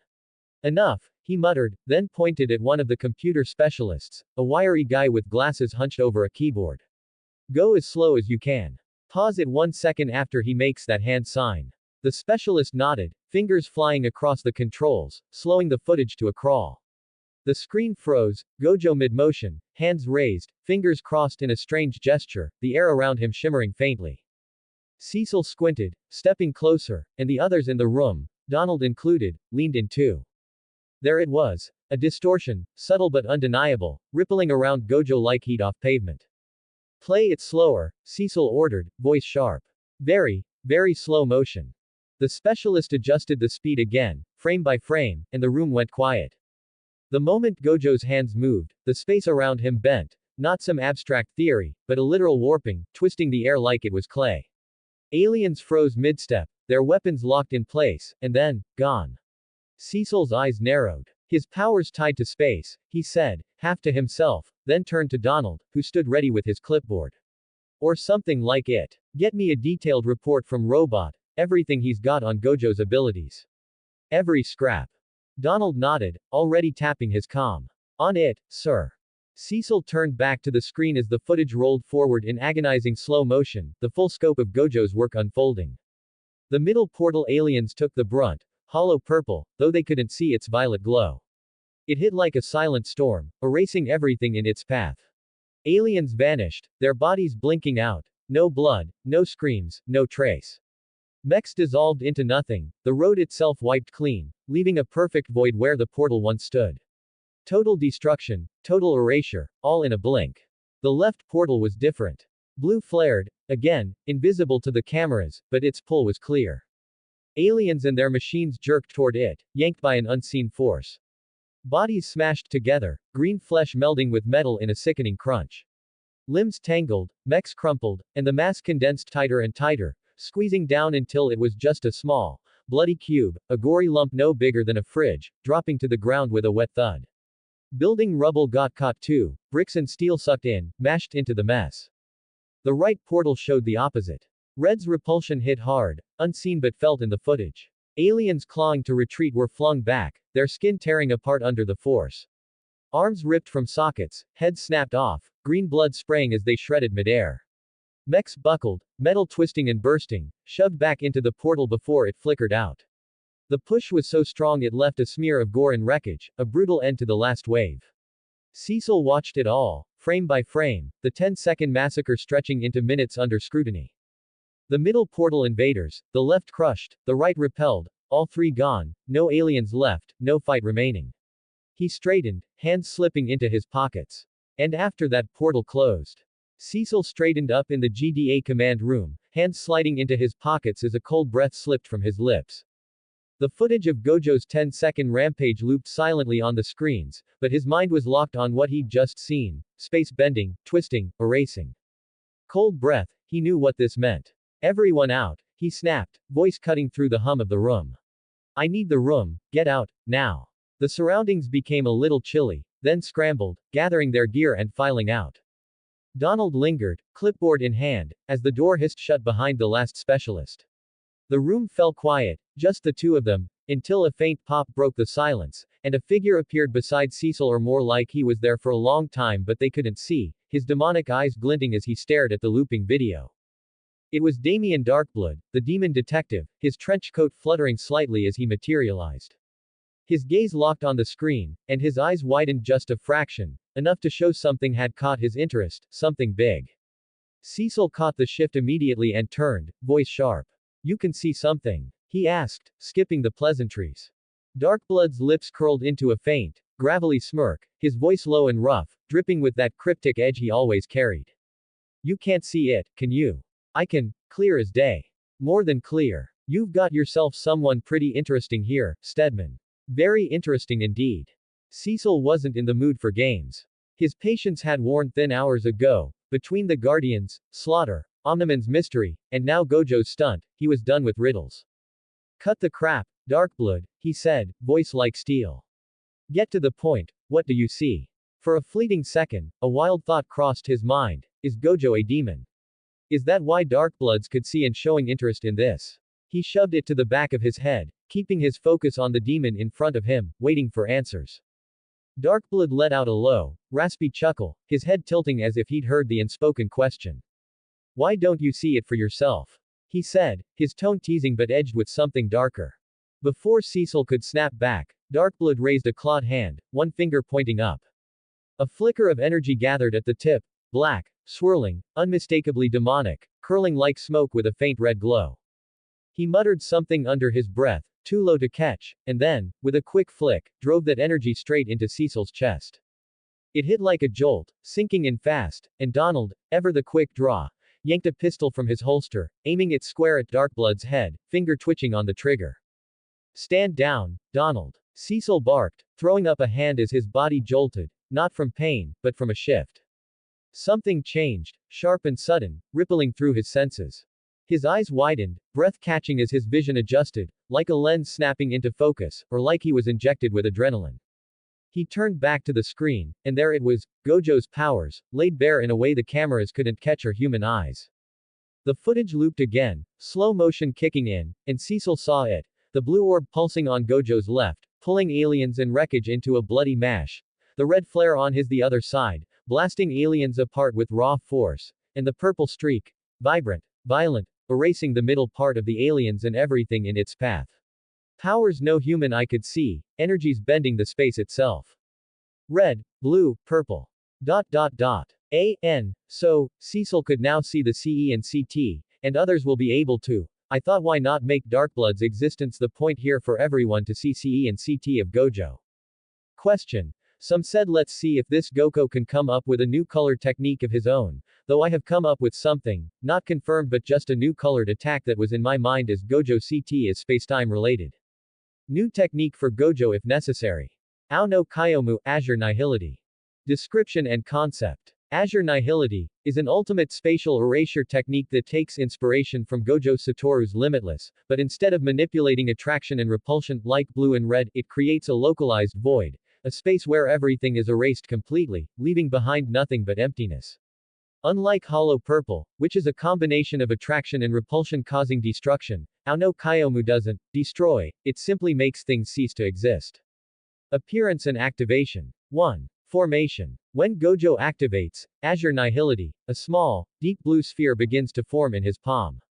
The sphere is almost pitch black at its core, with bright cyan and indigo streaks spiraling around it, like cracks in space itself. Unlike hollow purple, which is loud and energetic, Ao Kyomu is eerily silent. The very air around it seems to vanish as sound and light are sucked in. 2. Charging phase. As the sphere expands, the surroundings begin to distort unnaturally. The edges of the sphere flicker with wisps of translucent blue flames, but instead of heat, they bring an eerie coldness. The environment around it appears to bend, as if space is being folded inward. 3. Launch and impact. When released, Ao Kyomu moves slower than hollow purple but is almost impossible to stop. Instead of a destructive blast, it silently consumes everything in its path. The moment it touches an object, person, or even energy-based attacks, that target is instantly swallowed by the void, disappearing as if they were never there. There is no explosion, no residue, no screams, only silence and erasure. A deep, blue shockwave expands outward after the impact, leaving a perfectly spherical void in the battlefield, a cutout of existence itself. Aftermath and effects. Once the attack dissipates, the space where it struck appears to be completely gone, as if it was never part of reality. The ground will have a perfectly smooth, concave crater, but instead of debris, it looks like it's been wiped clean. Any opponent caught in the attack cannot regenerate. It erases them from the fabric of existence, meaning no healing or reversal techniques can bring them back. Stronger opponents may resist total erasure, but they will still suffer severe spatial distortions, causing limbs or energy to be permanently erased. Additional traits and variations. Kyomu expansion. A stronger version where Gojo expands the void over a much larger radius, consuming everything in a wave of blue emptiness. Kyomu collapse. Instead of firing the sphere, Gojo crushes it in his hand, causing a localized implosion that erases anything within a certain range. Infinite azure. A domain expansion-like effect where the entire battlefield turns into a horizon of endless blue void, making it impossible to escape erasure. Like it. Add to library. Kazuma Trash Creators Thoughts. 17 comments 0 vote. Chapter 28. A Freak of Nature. Gojo Satoru. The alien invasion that had torn through the city, a relentless flood of aliens pouring from interdimensional portals, was stopped cold. Not by a squad of caped heroes, not by the Guardians of the Globe or any famous name, but by one guy, Gojo Satoru. He stood alone in the wrecked street, dressed in casual civilian clothes, a loose white shirt, dark pants, black sunglasses perched on his nose, grinning like he'd just won a prize. His smirk stretched wide, almost theatrical, as if he were posing for an imaginary camera, hands in his pockets, exuding victory without a drop of sweat on him. The portals were gone, the aliens wiped out, and the chaos silenced, all in under 10 seconds. Up on the rooftop where they'd retreated, the team stared down, still reeling. Adam Eve lowered her pink energy shield, letting it fade as she set Rex, Duplicate, and Robot gently onto the cracked concrete. Their faces were a mix of shock and disbelief, jaws slack, eyes wide, breaths uneven. What? Just, how? Rex stammered, running a hand through his sweaty hair. How the hell did he do that? 10 seconds, and it's over. Duplicate nodded, her voice shaky. I mean, we were drowning out there, and he just ends it. How does that even work? Eve crossed her arms, frowning deeply. I don't get it. 1 second they're everywhere, the next, nothing. How? Robot tilted his head, his glowing eyes flickering as he processed, silent for once, just as lost as the rest. They couldn't see what Gojo had done, not really. They didn't have the eyes for cursed energy or cursed techniques, so to them, it was a baffling blur of impossible feats. The middle portal. It looked like pure erasure, aliens, mechs, even the road itself just blinked out of existence, vanishing without a trace. No blood splattered, no metal clanged to the ground, it was as if someone had hit delete on reality itself. They'd seen aliens charging one moment, then, poof, gone, leaving a clean, empty stretch where the portal once stood. Logical guess. Some kind of disintegration, but there was no heat, no ash, no sign of a weapon, just nothing. The left portal was weirder. To them, it was like an invisible force yanked the aliens and their machines toward a single point. Bodies jerked mid-step, pulled together like magnets, smashing into a gruesome pile. Mechs crumpled inward, metal screeching as it mashed with green flesh, and the whole mess shrank, condensed tighter and tighter until it was a bloody, fridge-sized cube plopping onto the pavement. They couldn't see Blue's glow, so it felt like gravity gone rogue, a sudden, brutal tug that crushed everything into a neat little package. How? Maybe a magnetic field, a vacuum, something scientific, but it happened too fast, too perfectly, with no tech in sight. The right portal was the opposite. Aliens scrambling to retreat got hit by something that shoved them back, hard. Their bodies didn't just stumble, they tore apart, skin ripping, limbs flying, green blood spraying as they were blasted into their own portal. Mechs twisted and burst, flung away like toys in a hurricane. To the team, it looked like a wall of force. No explosion, no fire, just raw push that shredded anything in its path. Red's repulsion was invisible to them, so they scrambled for explanations. A shockwave. A telekinetic blast. But there was no sound, no wind they could feel, just instant devastation. How could one guy, with no gear, pull that off? They climbed down from the building, Eve floating them to the street where Gojo stood, the air still settling around him. He adjusted his sunglasses, sliding them up from the bridge of his nose to his eyes, then turned to face the approaching team with that same cocky smirk. Rex stormed forward first, hands on his hips. Okay, Shades, spill it, how'd you do that? What the hell was that? Eve stepped up beside him, her voice softer but firm. Yeah, Gojo, seriously, what did you do? 1 second it's chaos, the next it's over. Duplicate joined in, crossing her arms. I've seen weird, but that's insane, how do you just wipe them out like that? Robot rolled up last, his tone calm but curious. I detected no energy signals, no heat, no radiation, nothing measurable. Can you explain that? Gojo chuckled, tilting his head as he looked at them, their baffled faces feeding his grin. Gojo stood there, the wrecked street stretching out around him, as the team bombarded him with questions. Their baffled faces, Rex's scowl, Eve's frown, Duplicate's wide eyes, Robot's steady stare, only made his grin widen. He chuckled, tilting his head as he soaked in their confusion, then held up a hand to pause them. All right, he said, voice light and teasing. You want me to explain this here, out in the open, or back at your base? I mean, I could spill it all now, but, he shrugged, smirking. Base might be cozier, you know. He'd already decided it was better to just lay it out for them. Maybe not every detail, but enough to stop the flood of questions. Playing the mysterious shadow magician was fun, okay, maybe a little more than fun, but it was getting old fast. And honestly, it wasn't like explaining would change anything. Even if he told them everything, they couldn't touch him, literally. Back in the JJK world, everyone knew Gojo Satoru was a walking freak show, an abomination in the best way. His birth alone tipped the scales, cursed spirits got stronger just to balance him out, a living legend the jujutsu world couldn't ignore. The big clans, Zenin, Kamo, knew his techniques inside out. Infinity, red, blue, purple, the whole bag of tricks. And what did they do about it? Nothing. Zilch. They couldn't. Even the crusty old geezers at Jujutsu High, with all their rules and power, sat on their hands. 1,000-year-old schemer like Kenjaku. He'd tried, sure, he'd sealed Gojo in the prison realm, but that was a cheap trick, a last resort. Killing him. No one had a clue how to pull that off. Gojo was untouchable, a force of nature they could only gawk at. There was even a fun theory floating around, half joking, half serious, that flipped the perspective. To humans and sorcerers, Gojo looked simple enough.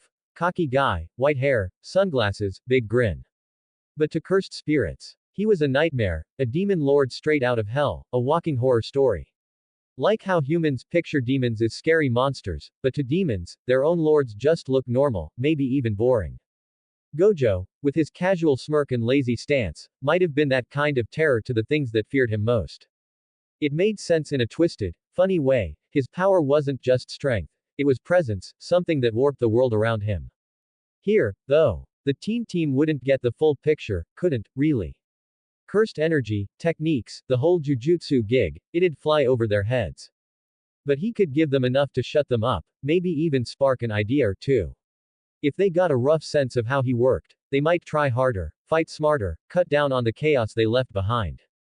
Before Rex could bark out an answer, or Eve could prod him again, Robot cut in, his voice steady as ever. Base would be preferable, he said, turning to Gojo, then the team. Cecil is present there now and has ordered us to return immediately. His glowing eyes flicked between them, no room for debate. Rex groaned, kicking a pebble across the rubble. Great, back to the boss man, fine, whatever. Eve sighed, brushing dust off her arms. If Cecil's there, guess we're going. Duplicate nodded, still catching her breath. Yeah, Base it is, let's just figure this out somewhere safe. Gojo smirked wider, slipping his sunglasses back up his nose. Base it is, then, he said, voice dripping with mock cheer. So, there wasn't much in this chapter. Next chapter Robot get a promoted to a leader of the Guardians of the Globe, and then Gojo will be free as a main suspect but will still be under suspicion from Cecil, and guys drop done comment and reviews. I think it is time for you readers to do an obligation review if you are enjoying the story, and don't comment that you are not enjoying this, you are literally on chapter 28. See you all in the next chapter. Extra chapter on 50 reviews wink. Like it. Add to library. Kazuma Trash Creators Thoughts. 9 comments 0 vote. Chapter 29. Robot Promotion. Gojo, Robot, Duplicate, Adam Eve, and Rex Splode stood in the team's base, the familiar concrete walls and flickering lights surrounding them after Eve floated them back from the flaxen mess. Dust still clung to their clothes, and the air buzzed with leftover tension. In front of them stood Cecil Stedman, sharp in his suit, hands in his pockets, looking oddly at home in their scrappy hideout. He gave a curt nod, welcoming them to their own turf like he owned the place, his eyes scanning the room for a moment, not searching, just taking it in, before settling on the team. Cecil stepped forward, fixing his gaze on Robot. I've been watching you for a long time, Robot, he said, voice steady and direct, cutting through the quiet. You've got the head for this, strategy, control, results. I've decided you're taking over the Guardians of the Globe. You're the new leader. Start picking teammates, interview new heroes, see who fits best on your team. Send Donald a list of anyone you want to check out or bring in. The GDA's backing you. He didn't blink, didn't soften the words, just laid it out like an order wrapped in trust. Robot's glowing eyes flickered, processing the weight of it, but he didn't react beyond a slight tilt of his head. Thank you for your trust, Cecil. Jay won't disappoint you, he replied, calm as ever. I will begin the selection process immediately. Cecil gave a small nod, satisfied, like that was all he'd come to say. Then he turned to Gojo, standing off to the side with his hands in his pockets, sunglasses perched low. Cecil didn't speak, didn't need to. His face stayed blank, but his eyes burned with something curious, a glint that said he'd seen something invincible. Gojo caught it, smirking faintly, but before anyone could blink, Cecil teleported out, gone in a flash, leaving nothing but a faint hum in the air. Rex broke the silence first, spinning toward Robot with a shout that echoed off the walls. Holy crap, dude, something big just happened. You're the leader of the biggest superhero team on the planet now. You get to pick your own squad. His voice cracked with excitement, hands thrown up like he couldn't believe it. He punched Robot's metal shoulder, grinning wide. That's insane, man. Adam Eve stepped up, a soft smile breaking through her usual calm. Yeah, Robot, congrats.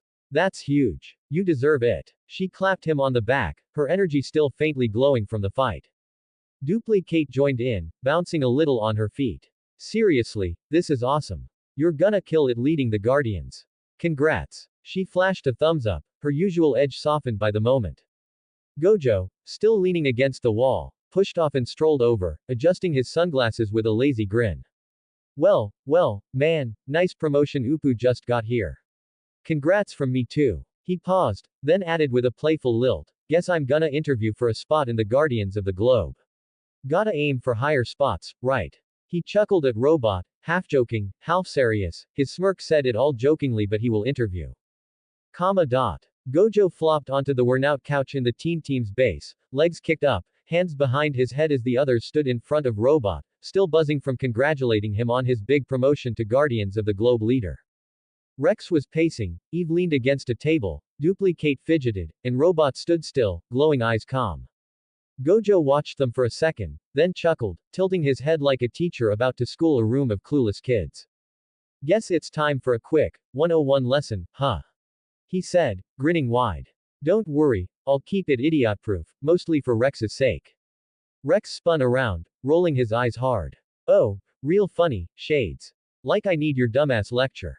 Gojo just smirked wider, unfazed, and waved a hand to start. Alright, listen up, he said, voice light but firm. What I use is called cursed energy, CE for short. Think of it like emotional static, anger, fear, hate, all the nasty stuff people shove down deep. In this world, that junk builds up naturally. All humans leak it out without even knowing, like sweat or bad vibes. Me. I grab it, control it, turn it into power. He leaned forward, elbows on his knees, grinning like he was sharing a cool trick. It's like electricity from bad emotions, I'm the lightning rod and the battery. The team stared, frustration creasing their faces. What they'd seen downtown didn't add up. No flashes of light, no booming sounds, no guns or gadgets, just impossible stuff happening out of nowhere. Rex stepped up first, hands on his hips. We didn't see anything, man, not a blast, not a spark. So what the hell was it? You just waved your hands, and bam, aliens gone. Explain that. Gojo leaned back, calm as ever. You couldn't see it in very simple terms because you can't. It's not your fault, your eyes, your tech, they're not built for it. He paused, then grinned. Think of it like radio waves. You don't see the signal, but it's there, doing its thing. My power's like that, cursed energy. You can't detect it, measure it, or track it with your techs. It's made from negative emotions, plain and simple from humans. Eve frowned, crossing her arms. Negative emotions. How's that work? Duplicate nodded, chiming in, yeah, how do you turn that into whatever you did out there? Gojo shrugged, making it relatable. Most people, no all people, except me, leak this energy all the time. Stress, fear, anger, just dribbling out like a leaky faucet. I don't leak. I grab it, refine it, use it like fuel for my techniques. Imagine powering your abilities with all the crap you feel. Stress, fear, whatever, but instead of letting it wreck you, you turn it into something useful. That's me. Rex snorted, still skeptical. Okay, fine, but what did you do? We saw aliens vanish, get squashed, get ripped up. How? Oh, my technique. Gojo straightened his sunglasses, smirking as he broke it down for them in terms they'd get. Alright, here's what you witnessed, step by step. Middle portal. That was erasure at atomic level, called hollow purple. I smashed two forces together, push and pull, until they collapsed the space between me and the portal. Think of it like cutting a chunk out of a photo, poof, gone. No mess, no leftovers, just empty. He held up his left hand. Left portal. That was, well, I call it blue, pure attraction. I made everything, aliens, mechs, rubble, get sucked to one spot, like a tiny black hole. Crushed them together until they were a bloody little cube. Simple, right? Then his right hand. Right portal. I call it red, repulsion. I flipped the flow, pushed everything away so fast their bodies couldn't handle it. Looked like a shockwave to you, but it was tighter, sharper, ripped him apart before they could blink. He leaned back, grinning at their stunned faces. That's the basics. You didn't see lights or hear bangs cause it's not that kind of energy. It just happens. That is what I did in very simple terms. The team stood there, processing, Rex blinking fast, Eve's just thinking, Duplicate staring like she'd heard something else, Robot's eyes flickering as he logged it all or recorded it all and planned to do some experiment on that. Gojo's grin didn't budge. So, here is the new chapter. I wanted to create 2 chapters today and post it, but when I was done with 1 chapter, I opened Pinterest and saw an image that took away from energy to write more Gojo being Gojo scene. In short, I couldn't write Gojo clearly or right. It was a wholesome, sad, angst even though it was a 1 image and with few panels, it just hit a little hard. Image here if you wanna see that. So, I will probably write 1 more chapter tomorrow after watching some edit and compilation of Gojo being Gojo. And do you want to create wholesome chapter like in the image but with Gojo? Like it. Add to library. Kazuma Trash Creators thoughts. 11 comments 0 vote. Who do you want in Guardians of the Globe? Just as the title, there will be some changes in the Guardians of the Globe team members. I had KNE comment saying don't let Robot do a nepotism, and I fully agree, because he fully invited every team member into the Guardians of the Globe. Eve didn't join because of Rex and Invincible because of his dad in high schools and time issues. I don't really know all the heroes in Invincible, so here comes you guys, who are knowledgeable about Invincible verse can recommend another team members for Guardians of the Globe. And I know Spawn exists in Invincible verse so you don't have to mention him. He gonna join the team. Your recommendations of heroes. Like it. Add to library. Kazuma Trash Creators thoughts. 15 comments 0 vote. Chapter 30. Missed it by few hours. Few days later. Gojo walked toward the facility where Robot was setting up interviews for the new Guardians of the Globe, his hands stuffed in his pockets, sunglasses on his face covering his eyes. He hadn't said it out loud, didn't really need to, but he'd missed a big plot point from the Invincible show, and it nagged at him a little. A few days back, after he'd given the team his quick, Cursed Energy 101 lesson at their base, things had settled down. He'd explained CE in simple terms, emotional static, power from bad vibes, all that jazz, and they'd mostly nodded along. Eve had tossed a couple of follow-up questions his way, curious about how it fueled him, while Robot drilled him on the mechanics, asking about energy output and limits. Rex and Duplicate just shrugged it off, and soon enough, everyone split, Gojo heading out, Robot off to prep for his new gig, and Eve stepping away too. What Gojo hadn't clocked, what plenty of fans would have guessed, was what went down after he left the base. Rex and Duplicate stayed behind, alone together, and it wasn't the first time they'd snuck off for some fun. They'd been at it for a while, hooking up behind Eve's back, usually in the bathroom when the coast was clear. Gojo had known it was coming. Rex cheating with Duplicate was straight out of the show's playbook, but he'd figured it'd hit a day or two later, not that day, right after the Flaxen attack. He'd been so caught up with the invasion, Cecil's grilling, and his little CE lecture that he didn't see it lining up. Big mistake. That very day, Eve had walked back into the base, maybe to grab something, maybe just bad timing, and caught them red-handed. Not in the shower like Gojo might have pictured, but sprawled out on the couch, fully naked. Rex was kicked back, grinning like a king, while Duplicate straddled him, doing all the work. Eve froze in the doorway, her pink energy flickering as the scene burned into her brain, her boyfriend and her teammate, tangled up without a shred of shame. Gojo wasn't there to see it, but he could imagine the fallout. Eve's shock turning to fury, Rex stammering excuses, Duplicate scrambling for clothes. He'd wanted to catch it on video, blackmail gold to make Rex silent or more like viral him, or something more dumb, but the timing blindsided him. Should have known, he thought later, smirking despite himself. Now, 5 days later, he stood in the facility Robot had picked for the Guardians interviews, a sleek GDA building with clean lines and humming tech. The Flaxen fight was old news, Cecil was off his back for now, and the team was still reeling from Eve catching Rex. Gojo had heard the whispers, Eve hadn't spoken to Rex since, and Duplicate was keeping her head low. Robot, though, was all business, standing at the front of a makeshift briefing room, explaining the criteria for the new Guardians. A handful of wannabe heroes milled around, some in flashy costumes, others in street gear, listening as Robot laid out the plan in his calm, clipped voice. All candidates will be assessed on combat ability, teamwork, and strategic thinking, he said, glowing eyes scanning the group.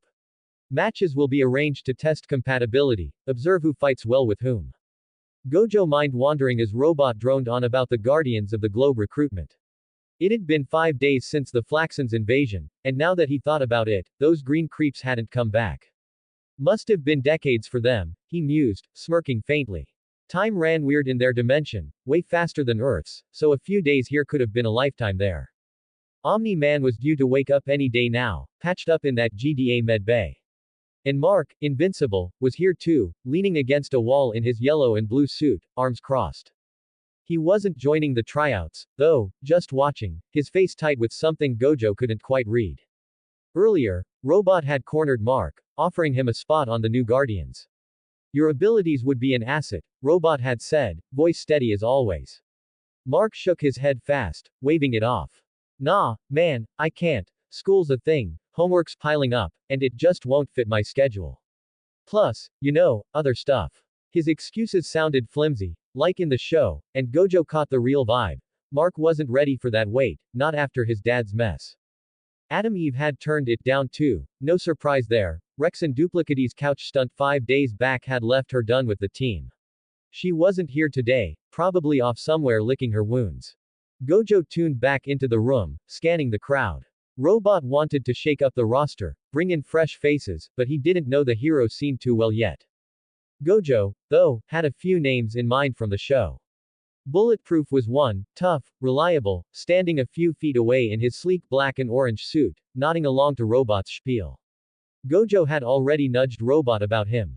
Guy's solid, strong, takes hits like a champ, he'd said, and Robot agreed, adding Bulletproof to the list. Still, he'd have to test like everyone else for the convenience. Tech Jacket was another Gojo wanted, that high-tech armor kid, but he wasn't around, off-planet or just Mia, no clue. Then there was Spawn, dark, gritty, a solo act. Gojo figured he wouldn't bite even if he was in this universe, the guy's whole deal screamed, lone wolf, and he'd scoff at the Guardians, team vibe. Haven't even checked if he's real here, Gojo thought, shrugging it off. He shifted his weight, standing between Bulletproof and a dozen other heroes, some in flashy capes, others in patched UP gear, all listening to robots, gibberish. Gojo smirked. The guy was laying out rules and expectations like a teacher reading a syllabus. Combat proficiency, adaptability, and team cohesion are critical, Robot said, his glowing eyes sweeping the room. Tests will determine your suitability. Gojo adjusted his sunglasses, half listening. Bulletproof was in, but he'd have to scrap like the rest, same as Gojo. Fair enough, he thought. Let's see who's worth keeping. Robot wrapped up his speech, voice cutting through the chatter. The recruitment test begins now. I will announce matchups, observe your assigned opponents. The crowd tensed, eyes darting as names started rolling out. It is mostly a filler chapter. Next would be who will fight Gojo in this. Even though he was already on a team, he wanted to do that too, so be ready for a bash up. Who do you want against Gojo in this? I'm going for Rex versus Gojo.